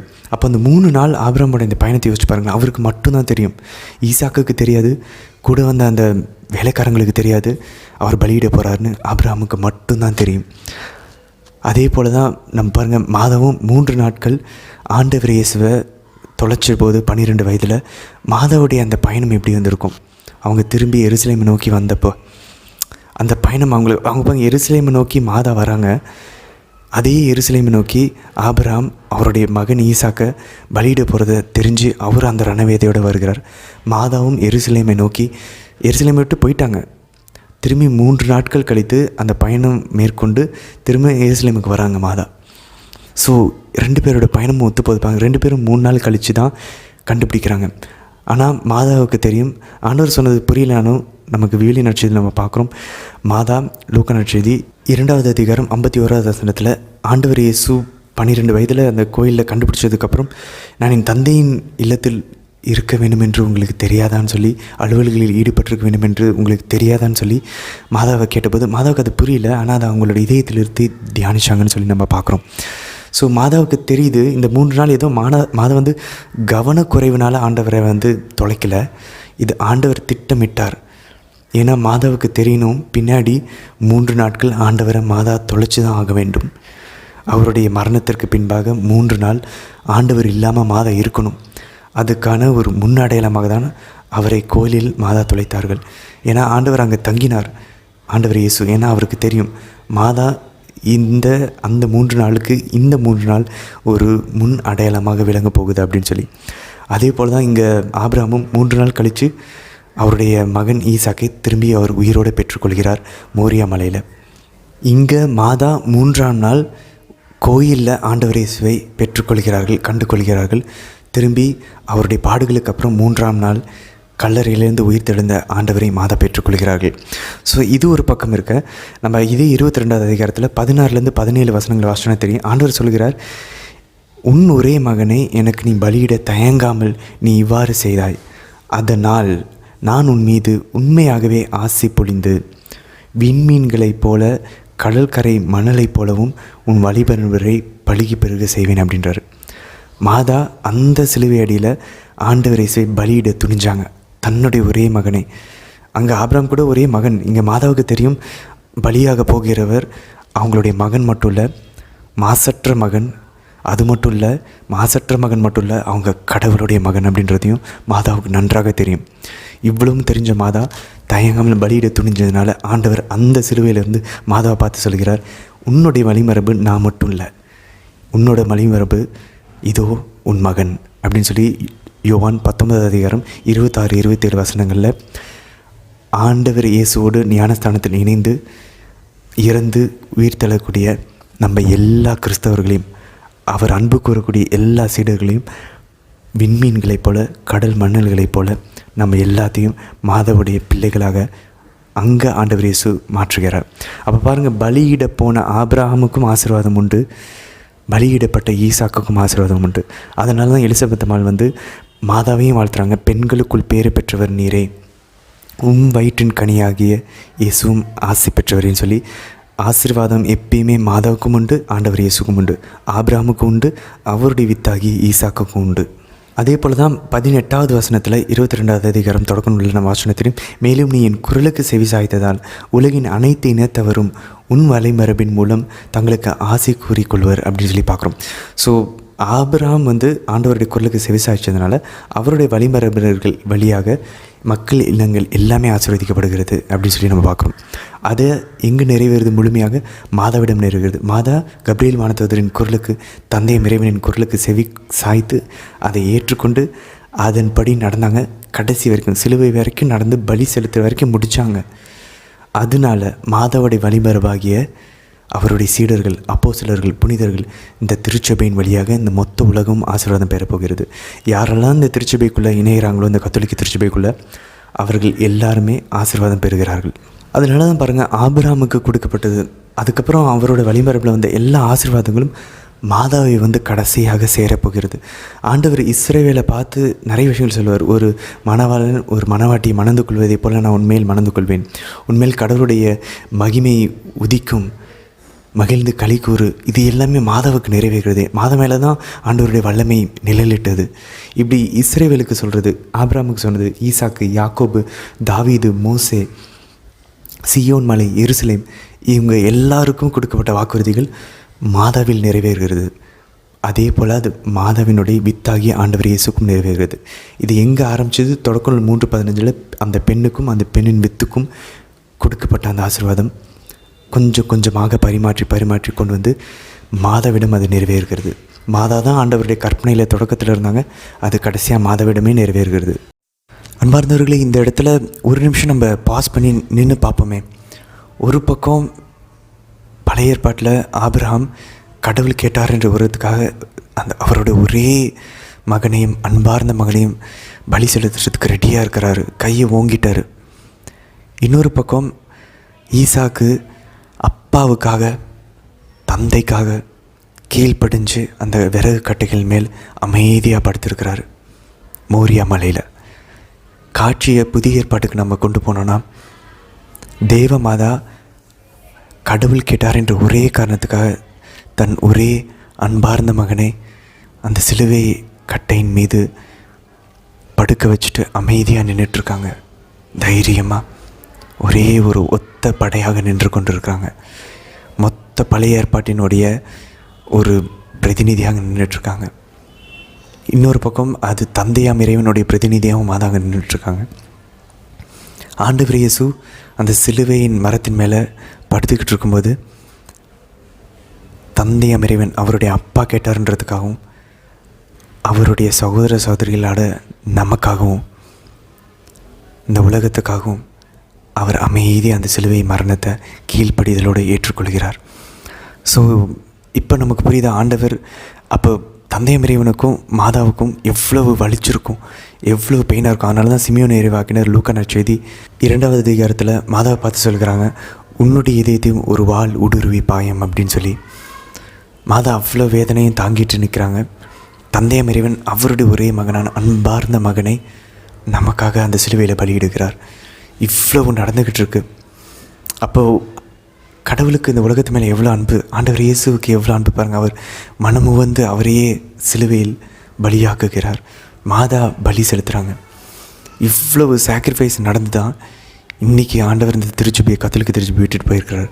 நமக்கு இந்த ஞானஸ்தானத்தின் வழியாக கடவுளுடைய பிள்ளையாகக்கூடிய அந்த உரிமை பேரை நமக்கு விட்டு சென்றிருக்கிறார். இவ்வளவு வலிச்சிச்சு ஆபிரகாமுக்கும் ஈசாக்குக்கும். அதை விட கணக்கில் ஒப்பிட முடியாத அளவுக்கு தந்தை இறைவனுக்கும் மாதாவுக்கும் ஆண்டவர் இயேசுவுக்கும் வலிச்சிச்சு. அவ்வளவு தியாகங்கள் பண்ணி தான் இன்றைக்கி நம்ம இவ்வளோ அழகான இந்த ஒரு கடவுளுடைய பிள்ளை அப்படின்ற அந்த உரிமை பேரை நம்ம அனுபவிச்சிட்ருக்கோம். இந்த கண்ணோட்டத்தில் இருந்து நம்ம பார்ப்போமே, நம்மளுடைய ஈசாக்குகள் எத்தனைய நம்ம தியாகம் பண்ணுறதுக்கு தயங்கி கொண்டிருக்கிறோம். நம்ம பின்னாடி அந்த பட்டியலை பார்ப்போம். ஆனால் நம்ம வாழ்க்கையை சுயநலமாக வாழ்ந்துட்டுருக்கோம். எனக்காக ஆண்டவர் இவ்வளோ பெரிய தியாகத்தை பண்ணியிருக்கிறார், மாதா இவ்வளோ பெரிய தியாகத்தை பண்ணியிருக்காங்க, தந்தை இறைவன் இவ்வளோ பெரிய தியாகத்தை பண்ணியிருக்காங்க. அப்படின்றப்ப நான் இனி வாழ்வது எனக்காக நான் வாழக்கூடாது, எனக்காக அவர் இறந்துட்டார், இனி நான் அவருக்காக வாழணும். அதுதான் புனித பவுல் கூறுகிறார். 2 கொரிந்தியர் 5வது அதிகாரம் 15வது வசனத்தில் வாசனை தெரியும். இனி நமக்காக வாழக்கூடாது, நம்ம இனி அவருக்காக வாழ ஆரம்பிக்கணும் அப்படின்னு சொல்லி புனித பவுல் கூறுகிறார். ஏன்னா இது அவ்வளோ ஆழமான ஒரு சாக்ரிஃபைஸ். இப்போ நமக்கு புரியும் ஒரு கிறிஸ்தவன் வாழ்வுனா என்ன அப்படின்னு சொல்லி. கிறிஸ்துவுக்காக வாழ்கிறது தான். நம்ம எந்த வேலை செஞ்சாலும் பரவாயில்ல, நம்ம எந்த நிலையில், குடும்ப நிலையில் இருந்தாலும் சரி, துறவற நிலையில் இருந்தாலும் சரி, எந்த அழைப்பில் இருந்தாலும் சரி, எப்பேற்பட்ட பணியாக இருந்தாலும் சரி, என்னுடைய ஒவ்வொரு நொடியும் ஒவ்வொரு வேலையும் நான் வீடு கூட்டி பெருக்கினாலும் சரி, நான் ஒரு இஸ்திரி போடுறவனாக இருந்தாலும் சரி, நான் ஒரு டிரைவராக இருந்தாலும் சரி, நான் ஒரு கலெக்டராக இருந்தாலும் சரி, பிரைம் மினிஸ்டராக இருந்தாலும் சரி, என்னுடைய ஒவ்வொரு அசைவும் ஒவ்வொரு செயலும் நான் இனி கிறிஸ்துவுக்காக பண்ணுறேன்னா. ஏன்னா அவர் இவ்வளோ பெரிய சாக்ரிஃபைஸ் எனக்காக பண்ணியிருக்கிறார், நான் அவருக்காக என்ன பண்ணுகிறேன். இதுதான் புனிதர்களும் கேட்டாங்க. புனித லோயலா என்ன செய்கிறார் தான் கேட்டார், நான் கிறிஸ்துவுக்காக என்ன செய்கிறேன். எல்லா புனிதர்களும் கேட்டாங்க இந்த கேள்வியை, அவர்கள் புனிதர்களாக மாறினாங்க. அப்போ பாருங்கள், ஆபிரகாம் ஈசாக்கும் அந்த மோரியா மலையை நோக்கி நடந்து செல்வது தந்தையாம் இறைவனும் மாதாவும் ஆண்டவர் இயேசுவோட. அவர் அங்கே விறகு கட்டி சுமந்து சென்றுகிறார், இங்கே ஆண்டவர் இயேசு சிலுவையை சுமந்து செல்கிறார். அங்கே அவங்க மோரியா மலைக்கு போகிறாங்க, இங்கே கல்வாரி மலைக்கு போகிறாங்க. ரெண்டுமே எருசலேமில் தான் இருக்குது. இங்கே ஆண்டவர் இயேசு மனமும் அவரை பலி செலுத்துகிறார், இங்கே ஈசாக்கு அவரே மனமும் அவரையே அவர் பலியாக செலுத்துகிறார். இங்கே பாருங்கள், ஆபிரகாம் தன்னுடைய ஒரே அன்பார்ந்த மகனை பலி செலுத்துகிறார். நம்ம இங்கே ஆண்டவர் இயேசுவை மாதாவும் தந்தையாம் இறைவனும் தங்களுடைய ஒரே அன்பார்ந்த மகனை பலி செலுத்துறதை நம்ம இங்கே பார்க்குறோம். இவ்வளோ அழகான கனெக்ஷன்ஸ் இருக்குது. ஸோ இது ஒரு பக்கம் இருக்க, இந்த நிகழ்வு எனக்கு என்ன சொல்லித்தருது? ஏன் ஆபிரகாமுக்கு இந்த விசுவாசத்தை, இந்த ஒரு மிகப்பெரிய சோதனை வைக்கணும்? ஏன் யோபுவினுடைய வாழ்வில் இந்த சோதனையை வைக்கணும்? இதுக்கு நான் பதில் யாக்கோபு எழுதின திருமுகம் 1வது அதிகாரத்தில் தொடக்கத்திலேருந்து அந்த முதல் வசனத்திலேருந்து நம்ம வாட்சி பார்ப்போமே, அழகாக கூறப்படுகிறது. நீங்கள் சோதிக்கப்படும் போது தான், உங்கள் நம்பிக்கை சோதனைக்கு உட்படுத்தும் போது தான் மன உறுதி உண்டாகும் அப்படின்றாரு. யோசிச்சு பாருங்களேன், ஆபிரகாம் இவ்வளோ துணிஞ்சு கடைசியாக ஆண்டவர் நிறுத்தி ஒரு ஆட்டுக்குட்டி கொடுக்கும்போது ஆபிரகாமோட விசுவாசம் உச்சத்துக்கு போயிருக்கும். யோபு பாருங்கள், நம்ம வாசித்து கொண்டிருக்கிறோம், இவ்வளவு துன்பங்கள் மத்தியிலும் கொஞ்சமாக அவர் பொறுமையோட புலம்புனாலும் ஆண்டவர் மேலே நம்பிக்கையோடு இருக்க அவரோட மன உறுதி அதிகமாகிட்டே இருக்குது. கடவுள் நம்மளுடைய வாழ்வு நம்ம நிறைய நேரங்களை பார்த்துருப்போம். ஒரு மிகப்பெரிய பிரச்சனையில் நம்ம கடவுளுடைய உடன் இருப்பாங்க, ஒரு மிராக்கில் பார்க்கும்போது நம்மளுடைய விசுவாசம் உச்ச கட்டத்துக்கு போகும். ஸோ கடவுள் நம்மளுடைய நம்பிக்கையை அந்த கடைசி நிமிஷம் வரையும் கொண்டு அந்த அந்த முறிகிற ஸ்டேஜில் கடவுள் இறங்கி அவர் உதவி வரும்போது அது வேறு லெவலில் ஒரு அனுபவமாக இருக்கும். அப்போ பாருங்கள், அந்த மன உறுதி நமக்கு என்ன தருதுன்னா, நம்மை நிறைவான செயல்களை செய்ய நமக்கு அது உதவி செய்யும் அப்படின்னு சொல்லி யாக்கோபு எழுதின திருமுகம் நமக்கு கூறுகிறது. அது மட்டும் இல்லை, அப்பொழுது எக்குறையுமின்றி முற்றும் நிறைவுள்ளவர்களாக நீங்கள் இருப்பீங்க அப்படின்னு சொல்கிறாங்க. ஸோ அந்த ஆதாமேவால் நடந்து விழுந்து போன ஜென்ம சுபாவம் இருக்குது பாருங்க. அதனால் ஆபிரகாமுடைய விசுவாசம் அங்கங்கே தளர்ந்து அசைந்ததை நம்ம பார்த்தோம். ஸோ அதை நிறைவுபடுத்தணும், அதை பர்ஃபெக்ட் ஆக்கணும் அப்படின்னாக்க, அதை பியூரிஃபை பண்ணணும்னா, அதை பரிசுத்தப்படுத்தி சுத்திகரிக்கணும்னா இந்த மாதிரி ஒரு சில சோதனைகள், அந்த சூழ்நிலைகள் தேவை. யோபு பரிசுத்தமாக இருந்தாலும் இந்த சோதனை அவர் எங்கே கொண்டு போய் வச்சுன்னா நம்ம அதை பார்ப்போம் பின்னாடி 13வது அதிகாரத்தில் 15வது வசனத்தில், அவர் என்னை கொன்று போட்டாலும் கொன்று போடட்டும். அவருடைய நம்பிக்கை பாருங்கள், ஆண்டவர் என்னை கொன்று போட்டாலும் என்னை கொன்று போடட்டும். அந்த அளவுக்கு யோபுவினுடைய நம்பிக்கை பலப்பட்டுச்சு. இந்த பிரச்சனை வரலன்னா அவரால் அந்த அளவுக்கு ஆழமாக யோசித்திருப்பாரா, இந்த வார்த்தையை சொல்லியிருப்பாரா? கேள்விக்குறி தான். இந்த ஈசாக்கை ஆபிரகாம் பலி செலுத்தினது நமக்கு என்ன கற்றுத்தருகிறது அப்படின்னாக்க, உன் ஒரே அன்பார்ந்த மகன், உன்னுடைய ரொம்ப பிடிச்ச உனக்கு நெருக்கமான அந்த மகனை நீ எனக்காக பலி செலுத்துவியா, நீ தியாகம் பண்ணுவியா அப்படின்ற கேள்விதான். இதான் ஆண்டவர் இயேசு கூறுகிறார், நீ என்னை விட உன் தந்தையோ தாயோ மனைவியோ கணவனையோ பிள்ளைகளையோ நீ உன்னுடைய படிப்பையோ எதையோ நீ அன்பு செஞ்சினா நீ என்னுடைய என தகுதியற்றவன் அப்படின்னு சொல்லி ஆண்டவர் தெளிவாக கூறுகிறார். இது நம்ம எங்கே பார்க்கலாம்? மத்தேயு 10வது அதிகாரம் 37 39 வசனங்களில் ஆண்டவர் கூறுகிறார், நீ உன் வாழ்வை பிடித்து கொண்டிருந்தேன்னா அதை இழந்துருவ, நீ அதை என் பொருட்டு இழந்து விடு, அதை நீ காத்துக்கொள்வாய் அப்படின்னு சொல்லி ஆண்டவர் கூறுகிறார். இது நம்ம எப்படி புரிஞ்சுக்கலாம் அப்படின்னா, நமக்கு நிறைய ஈசாக்குகள் இருக்கிறாங்க, நிறைய ஈசாக்குகள் இருக்கிறது. அது நம்மளுடைய குடும்பத்தினர்களாக இருக்கலாம், நம்மளுடைய நண்பர்களாக இருக்கலாம், நமக்கு பிடிச்சவங்களாக இருக்கலாம். அவங்கள நம்ம கடவுளாக வழிபட்டு கொண்டிருப்போம், அவங்கள ஈசாக்க போல் பிடிச்சிட்ருப்போம். அதனால கடவுள்கிட்ட நெருங்கிறதே பிரச்சனையாக இருக்கும். அவர்களே நம்ம இழக்க தயாராக இருக்கிறோமா? நம்ம நிறைய விஷயங்கள் சொல்லலாம். அவங்க இல்லாமல், அதாவது அவங்களெல்லாம் விட்டுட்டு வர சொல்லலை ஆண்டவர். அவர்களுக்கு முன் உரிமை கொடுக்குறோமா? ப்ரையாரிட்டைஸ் பண்ணுறோமா? இதை நம்ம எங்கே பார்க்கலாம்? நம்ம நேரத்தை யார் கூட செலவரும். ஒரு 40 நிமிஷம், ஒரு 30 நிமிஷம் ஆண்டவருக்காக டைம் ஸ்பெண்ட் பண்ண முடியல, எனக்கு நிறைய வேலை இருக்குன்னா அந்த வேலை தான் நம்மளோட ஈசாக்கு. 24 மணி நேரத்தில் ஒரு 40 நிமிஷம் கொடுக்க முடியல, 1 மணி நேரம் கூட ஆண்டவருக்கு ஒரு ஜெபமாலை, ஒரு திருப்பலிக்கு நம்ம கொடுக்க முடியல அப்படின்னா நம்மளுடைய ஈசாக்கு அந்த வேறு ஏதோ ஒரு வேலை தான். நம்ம சொல்லலாம், என் குடும்பத்தை அப்போ யார் பாப்பா, என் அப்பா அம்மா யார் பாப்பா, என் பிள்ளைங்களை யார் பாப்பா, என் கணவன் என் மனைவி யார் பாப்பான்னு சொல்லி கேட்கலாம். நிறைய விஷயங்கள் இருக்குது. நாங்கள் இந்த உலகத்தில் சர்வே ஆகுமேன். ஆபிரகாமுக்கும் நிறைய விஷயங்கள் இருந்துச்சு. ஆபிரகாமுக்கும் நிறைய காரணங்கள் சொல்லியிருக்கலாம். அவர் ஈசாக்கு என்னோடய ஒரே மகன், கடவுள் வாக்கு கொடுத்த பையன், நான் அதெல்லாம் பண்ண மாட்டேன், எனக்கு இது வேண்டாம், இல்லை யாராச்சும் இப்படி பண்ணுவாங்களா, யாராச்சும் பலியிடும், எவ்வளோ வேணாலும் ஆபிரகாம் சாக்கு சொல்லியிருக்கலாம், நிறையா காரணங்கள் சொல்லியிருக்கலாம். நமக்கும் நிறைய காரணங்கள் இருக்குது. ஆனால் நம்ம அந்த காரணங்களை காட்டி கொண்டிருக்கோம், எக்ஸ்கியூஸ் காட்டி கொண்டுருக்கோம். நம்ம சண்டே மாதம் கூட நிறைய பேர் இந்த காலத்தில் தவறி கொண்டிருக்கார்கள். ஏன்னா அந்த ஈசாக்கை சாக்ரிஃபைஸ் பண்ண முடியல. மேபி அந்த டைம் தான் எனக்கு தூங்குறதுக்கு ஒரே டைம், நான் திருப்பி மண்டே வேலைக்கு போகணும், அது ஒரு ஈசாக்கு தான். அதே போல் தான் நான் என்னுடைய வேலை, நம்ம நிறைய நேரங்களில் வேலையில் பிஸியாக இருப்போம், கடவுளுக்கு டைம் இல்லை அப்படின்னு சொல்லி நம்ம சொல்லலாம். நம்மளுடைய பணங்களாக இருக்கலாம், சொத்தாக இருக்கலாம், அதெல்லாம் நம்மளுடைய ஈசாக்கு, மனசுக்கு நெருக்கமான அந்த ஒன்று கடவுளிடமே செல்வதற்கு தயக்கமாக இருக்கும். நம்மளை நல்ல மனுஷங்களாக வாழ வைப்பதற்கு அது ஒரு தடையாக இருக்கும். அந்த ஈசாக்கை நம்ம பலியிடுவதற்கு தயாராக இருக்கும். நம்ம லைஃப் ஸ்டைலாக இருக்கலாம், ஒரு ஏழ்மையான புனிதர்களைப் போல பரிசுத்தமான ஒரு லைஃப் ஸ்டைல் நம்ம வாழ முடியாததுக்கு சில இடங்கள் இருப்பது பிரச்சனையாக இருக்கலாம், சில வேலைகள் பிரச்சனையாக இருக்கலாம், ஜாப். அந்த ஈசாக்கே சாக்ரிஃபைஸ் பண்ணுவோமா? அந்த பணம், அதனால் வரக்கூடிய பணத்தை சாக்ரிஃபைஸ் பண்ண முடியுமா? நம்மளுடைய நாக்கினுடைய அந்த இன்பங்கள், சுவைகள், கண்களுக்கு வரக்கூடிய இன்பங்கள், உடலுக்கு கொடுக்கக்கூடிய அந்த சோம்பேறித்தனங்கள், அதெல்லாம் நம்மளோட ஈசாக்குகள். அதெல்லாம் நம்மளால் சாக்ரிஃபைஸ் பண்ண முடியுமா?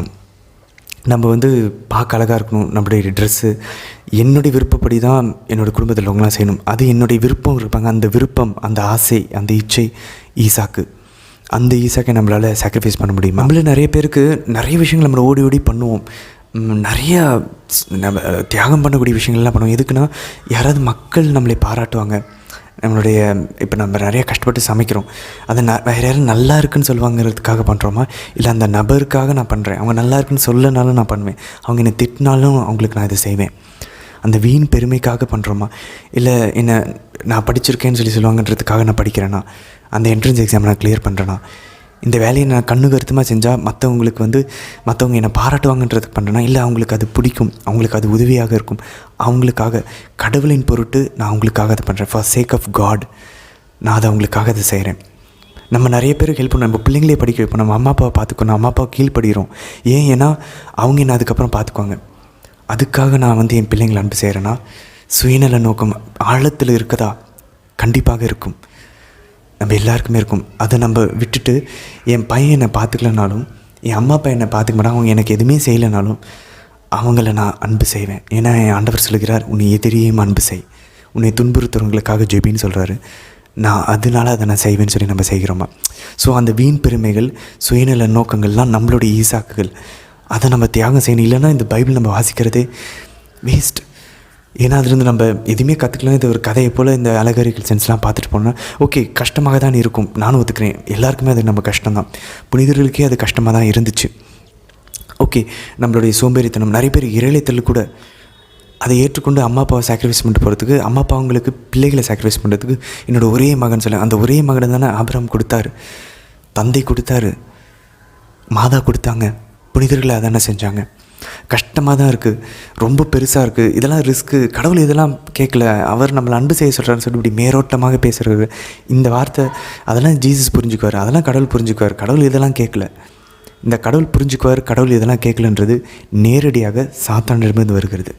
இதுக்கு ஒரு மறைமுகமான காரணம் பிரிந்து போன சகோதரர்களுடைய பர்சனல் ஜீசஸ் நம்மளுடைய நண்பர், ஃப்ரெண்டு. ஆமாம், கரெக்டு தான். பட் அதே நேரத்தில் அவருக்கு உரியதை நம்ம அவருக்கு செலுத்த வேண்டும். அதனால தான் விசுவாசம் நம்மளுக்கு ஒரு எமோஷன் கிடையாது, விசுவாசம் செயலில் இருக்க வேண்டும். அதனால தான் யாக்கோபு திருமுகம் நம்ம வாஸ்டோனா தெரியும், யாக்கோபு கூறுகிறார் செயலற்ற விசுவாசம் செத்த விசுவாசம் சொல்லி. அதனால தான் ஆண்டவரும் காஸ்பலில் நம்ம வாசிக்கிறோம், ஆண்டவர் இயேசு கூறுகிறார், நீ உன்னையே வெறுத்து உன் சிலுவை தூக்கி கொண்டு வரலன்னா நீ என்னுடைய தகுதியற்றவன். பேதுருடைய கடிதங்களையும் அதை நம்ம பார்க்குறோம், ஆண்டவருக்கு நம்ம அஞ்சி வாழ வேண்டும் அப்படின்னு சொல்லி நம்ம பார்க்குறோம். ஸோ ஆண்டவர் அதெல்லாம் புரிஞ்சுக்குவார், ஆண்டவர் அதெல்லாம் கேட்கலன்றது இப்போது நவீனமயமாக ஊடுருவப்பட்ட ஒரு விஷயம். அதை நம்ம ஏற்றுக்கொள்ளவே கூடாது. கத்தோலிக்கர்கள் இதுக்கு முன்னாடி அப்படி பண்ணவே இல்லை. உதாரணத்துக்கு வெள்ளிக்கிழமையில் அவங்க இதுக்கு முன்னாடி 2ஆம் வத்திக்கான் சங்கத்துக்கு முன்னாடி 1969க்கு முன்னாடி எல்லா கிறிஸ்தவர்களுமே, கத்தோலிக் கிறிஸ்தவர்களுமே வெள்ளிக்கிழமை நான்வெஜ் சாப்பிடவே மாட்டாங்க. அன்றைக்கி உபவாசம் இருப்பாங்க. ஏன்னா திருச்சபையின் கட்டளையாக இருந்துச்சு. இப்போ நம்ம கடின உள்ளத்தின் பொருட்டு கட்டளைகளை திருச்சபை கொஞ்சம் விலக்கி இருக்கிறது. ஏன்னா நான் சொல்கிறதுனால நீ அதை பண்ணக்கூடாது. தந்தையினுடைய அன்பையும் மாதாவினுடைய அன்பையும் ஆண்டவர் இயேசுனுடைய அன்பையும் ஆவியானவருடைய அன்பையும் பார்த்து நீயா அதை மனம் பண்ணணும்னு சொல்லி திருச்சபை அதை கட்டளையிலேருந்து எடுத்துருச்சு. ஆனால் நம்ம கட்டளை கொடுத்தா தான் பண்ணுவோமா? இல்லையே. இங்கே நம்ம பார்த்தோம், ஆபிரகாமுக்கு அது பெயின்ஃபுல் தான். ஆபிரகாமுக்கு நிறைய சாக்குகள் சொல்லலாம். ஆனாலும் அவர் அதை கடவுளுக்காக அவர் நெருக்கமாக வச்சுருந்த அந்த ஒரே அன்பார்ந்த மகனை கொடுத்தார். தந்தை அதையே தான் பண்ணார். தந்தையாம் இறைவன். மாதா அவங்களுக்கு நெருக்கமாக இருந்தவங்கள பலி செலுத்தினாங்க. அவங்களோட இதயத்தில் ஒரு வாள் ஊடுருவி பாய்ந்தது. புனிதர்கள் இதை தான் செஞ்சாங்க. அவங்க உடலை வருத்தி கொண்டாங்க, சாக்ரிஃபைஸ் பண்ணாங்க, உபவாசம் இருந்தாங்க. கடவுளுக்காக உடல் சுகத்தை, அந்த உடல் சுகம் என்கிற ஈசாக்கை தியாகம் பண்ணாங்க. நம்ம சின்ன சின்ன விஷயங்களையாவது நம்ம ஸ்டார்ட் பண்ண முடியுமா? ஆபிரகாம் அதை அவ்வளோ ஹர்ட்டிங்காக இருந்துச்சு, அவ்வளோ அவங்களுக்கு பர்சனலாக இழப்பு இருந்துச்சு. நம்மளால் டைம் கொடுக்க முடியல. அதே மாதிரி தான் அவங்களுக்கும் நம்மளோட டைமுன்ற ஈசாக்கு நமக்கு பெருசாக தெரியுது. அதே போல் தான் அவங்களுக்கு பெருசாக இருந்துச்சு, மாதாவுக்கும் தந்தையம் இறைவனுக்கும். ஆனால் தந்தையம் இறைவன் இந்த உலகத்தின் மீது நம்ம மீது வச்சுருந்த அன்பு அதை விட பெருசாக இருந்துச்சு. அதனால தான் தம் ஒரே மகனை இந்த உலகிற்கு அளிக்கும் அளவிற்கு அவர் அன்பு கூர்ந்தார். மாதாவுடைய அன்பு நம்ம மேலே அதிகமாக இருந்துச்சு. மாதாவுக்கு கடவுள் மேலே இருந்த அன்பு அதிகமாக இருந்துச்சு. அதனால தான் தம் ஒரே மகனை கடவுளுக்காகவும் பலி செலுத்தினாங்க, இந்த உலகுக்காகவும் பலி செலுத்தினாங்க. மாதா கிட்ட 2 பலி இருக்குது பாருங்கள். கடவுளுக்காகவும் செலுத்தினாங்க, உலகத்திற்காகவும் செலுத்தினாங்க. புனிதர்கள் அவங்களுடைய வாழ்க்கையை, அவங்களுடைய சுகபோக வாழ்க்கையை எல்லாத்தையும் விட்டு ஆண்டவருக்காக அவங்க வாழ்க்கையை பலி செலுத்தினாங்க. குடும்ப வாழ்க்கையில் இருக்கிறவங்க கூட ஒரு தினமும் குடும்ப ஜெபமாலைக்கு டைம் ஒதுக்க முடியலன்னா நம்ம வேறு ஏதோ ஈசாக்கை பிடிச்சி வச்சுக்கிட்டு அந்த குடும்ப ஜெபமாலைக்கு டைம் ஒதுக்க மாட்டேங்கிறோம், பலி செலுத்த மாட்டேங்கிறோம். நம்மளால் தினமும் ஒரு 3 அல்லது 4 ஜெபமாலை பாவத்தை விட்டு வெளிவருவதற்கு, வாழ்வில் மாற்றத்தை கொண்டு வரதுக்கு நம்ம கொடுக்க முடியலன்னா வேறு ஏதோ ஈசாக்கை பிடித்து கொண்டு இருக்கிறோம், பலி செலுத்தாமல் வச்சுக்கிட்டு இருக்கோம் நம்மக்கிட்ட. நம்மளால் வெள்ளிக்கிழமை கூட 2 வேளை அல்லது 1 வேளை உபவாசம் இருந்து நான்வெஜ்ஜுகளை தவிர்க்க முடியல. நம்ம கல்யாணங்களில் வெள்ளிக்கிழமை வந்துச்சுன்னா அதை நான்வெஜ் போடாமல் தவிர்க்க முடியல. அப்படின்னா 2000 வருஷத்துக்கு முன்னாடி பண்ண ஆண்டவரை இன்றைக்கி நான் நினைவு கூறுறேன்னு சொல்லி நம்மளோட விசுவாசம் உயிரோட்டமாக இருக்குன்றத செயலில் நிரூபித்து காட்டலைன்னா நம்மளுடைய விசுவாசம் செத்த விசுவாசம். அவங்க அவ்வளோ தியாகம் பண்ணியிருக்காங்க. ஆபிரகாம், தந்தையம் இறைவன், மாதா, புனிதர்கள். நம்மளால் ஒரு நான்வெஜ் வெள்ளிக்கிழமை சாக்ரிஃபைஸ் பண்ண முடியல. இல்லை என்னால் முட்டி போட்டு ஜெபமாலை சொல்ல முடியல. அந்த முட்டி வலியை கூட என்னால் அன்றாட பேசிஸில், டெய்லி பேசிஸில் என்னால் கொடுக்க முடியல. அப்படின்னா நம்ம யோசிச்சு பார்ப்போம், டெய்லி என்னால் திருப்பலிக்கு போக முடியல, ஏன்னா எனக்கு வேறு வேலை இருந்துச்சு. அதுதான் நம்மளோட ஈசாக்காக இருக்குது. அதை நம்ம சாக்ரிஃபைஸ் பண்ணுற வரைக்கும் ஆண்டவர் சொல்லிடுறப்ப, நீ இதை செய்ய துணிந்ததுனால் உன்னை உண்மையாகவே ஆசீர்வதிப்பேன், உன் வழிமரபையும் ஆசீர்வதிப்பேன், உன் வழியாக இந்த உலகமே ஆசீர்வாதம் பெறும். ஸோ நம்ம சின்ன சின்ன சாக்ரிஃபைஸ் நான் முட்டி போடுவேன். இன்னிலேருந்து ஜெபமாலைக்கு நான் டெய்லி 4 ஜெபமாலை ஜெபிக்க ஆரம்பிப்பேன். நான் டைம் ஒதுக்குவேன், பைபிள் படிக்க ஆரம்பிப்பேன், புனிதர்களை பற்றி வாசிக்க ஆரம்பிப்பேன், நற்கருணை சந்திப்பு செய்வேன், டெய்லி திருப்பலிக்கு போவேன், நான் ஃபாஸ்டிங் இருக்க ஆரம்பிப்பேன். இப்படி சின்ன சின்ன சேஞ்சஸை நம்ம பண்ண முடியலன்னா இந்த சின்னதாக நம்ம ஸ்டார்ட் பண்ணலாம். சின்னதாக ஒரு ஈசாக்கை நம்ம சாக்ரிஃபைஸ் பண்ண ட்ரை பண்ணலாம். முடியலையே, ஆண்டவர்கிட்டே அருள் கேட்குறேன், ஆண்டவரே இதெல்லாம் எனக்கு பண்ணணும்னு ஆசையாக இருக்குது, என்னால் பண்ண முடியலப்பா, உங்களோட அன்பை எனக்கு காட்டுங்களேன், நீங்கள் எங்களுக்கு மேலே வச்சுருக்க எவ்வளோ அன்புன்றதை எங்களுக்கு வெளிப்படுத்துங்க. ஆண்டவரோட அன்பை வெளிப்படுத்தினார்னா நம்மளால் பெரிய பெரிய சாக்ரிஃபைஸ் கூட பண்ண முடியும். ஆபிரகாமால் ஈசாக்கை சாக்ரிஃபைஸ் பண்ண முடிஞ்சு. ஏன்னா ஆபிரகாமுக்கு ஆண்டவரை நன்றாக தெரிந்திருந்தது, ஆழமாக நெருக்கமான ஒரு உறவு இருந்துச்சு. ஆக்சுவலாக நம்மளால் உபவாசம் இருக்க முடியலன்னா கடவுள் கூட நெருக்கமான உறவு இன்னும் இல்லை. அவருக்காக எது வேணால் பண்ணலான்ற அந்த துணிச்சல் வரணும்னா அவரை நமக்கு தெரியணும், அவர் எப்படிப்பட்டவர்ன்றது தெரியணும், அவர் நமக்கு எவ்வளோ நல்லது பண்ணியிருக்கிறாருன்றது நம்ம உணர்ந்துட்டோன்னு வச்சுக்கோங்களேன், நம்ம எதை வேணால் கொடுக்க தயாராகிடுவோம். இன்னொரு பக்கம் ஒரு பயம் இருக்கும், ஐயோ என்னோடய குடும்பம் பாதிச்சிருமோ, என்னோடய பிள்ளைங்க, என்னோடய கணவன் மனைவி, இதெல்லாம் சாத்தான் கொண்டு வர பயம். அதுக்கு நம்ம திருப்பி என்ன சொல்லணும் தெரியுமா? பார்த்துக்கலாம், கடவுள் பார்த்துக்குவார். இந்த 2 வார்த்தையை மட்டும் சொல்லி நம்ம ஓவர் கம் பண்ணிடலாம். பார்த்துக்கலாம், இந்த டைம் 15 நிமிஷம் கடவுள் கொடுப்போம், கடவுள் பார்த்துக்குவார். கடவுள் என்ன பண்ணுறாரு பாருங்கள், யோபுவையும் 2 மடங்காக ஆசீர்வதிச்சார். இங்கே ஆபிரகாமையும் நம்ம பார்க்குறோம், பின்னாடி மொத்த உலகத்திற்குமே அவர் வழியாக ஆசீர்வாதம் கொடுக்குறார், அவரையும் நிறைவாக ஆசீர்வதிக்கிறார். ஸோ நம்ம அந்த சின்ன சின்ன ஈசாக்குகளை தியாகம் பண்ண தயார் பண்ணும்போது ஆண்டவர் ஒரு ஆட்டுக்குட்டி கொடுத்து ஈசாக்கை காப்பாற்றினது போல் நம்ம சின்ன சின்ன நேரத்தையோ இல்லை பணத்தையோ இல்லை சொத்தையோ இல்லை நம்மளுடைய ஆசைகளையோ நம்ம தியாகம் பண்ணும்போது நம்ம கடவுளுக்குன்னு நான் கடவுள்கிட்ட நெருங்கணும் அப்படின்றதுக்காக நம்ம ஜெபமாலை ஜெபிக்கிறேன் நீ அப்படின்னு சொல்லி நம்ம முடிவு எடுக்கும்போது, நம்ம நேரத்தை ஒதுக்கும்போது, நான் ஒரு சில நல்ல விஷயங்களை நான் வந்து செய்யும்போது, சரி என்னுடைய கடவுள் பொருட்டு என்னுடைய சகோதரனுக்கு அந்த சொத்தை நான் விற்று தந்துடுறேன், இல்லை அவங்க ஆசைப்படி அந்த வீட்டை கட்டட்டும், இல்லை அவங்க ஆசைப்படி அந்த ட்ரெஸ்ஸை அவங்க போட்டுக்கிட்டோம், இல்லை எதுவும் இந்த மாதிரி சின்ன சின்ன விஷயங்கள் நான் வந்து ஓகே டெய்லி திருப்பலிக்கு போகிறேன், நான் அவருக்கு டைம் ஒதுக்க போகிறேன், நான் அவர்கிட்ட நெருங்க போகிறேன்னு சொல்லி நம்ம முடிவு எடுத்தோன்னு வச்சுக்கோங்களேன், ஆண்டவர் அம்மிக்கு குலுக்கி மடியில் வந்து சரிகிற அளவுக்கு போடுவார். இதை நாங்கள் உறுதியாக நம்பலாம். சரி, இந்த ஒரு முடிவோட சின்ன சின்ன ஈசாக்குகளை நம்ம தியாகம் செய்யலாம். என்ன ஈசாக்குன்னு கண்டுபிடிப்போம், பார்த்துக்கலாம், கடவுள் பார்த்துக்குவார். நான் தியாகம் பண்ண போகிறேன், நான் அந்த ஈசாக்கை எடுத்துக்கொண்டு பலி செலுத்த போகிறேன் அப்படின்னு சொல்லி நம்ம கிளம்புவோம் தைரியமாக. கடவுள் நம்மை நிறைவாக ஆசீர்வதிப்பார். இந்த ஒரு முடிவோட இந்த நாளுக்கு நம்ம நிறைவு செய்வோம். நாளைய தினத்துக்கான வீடியோவில் நம்ம சந்திக்கலாம். ஆமேன்.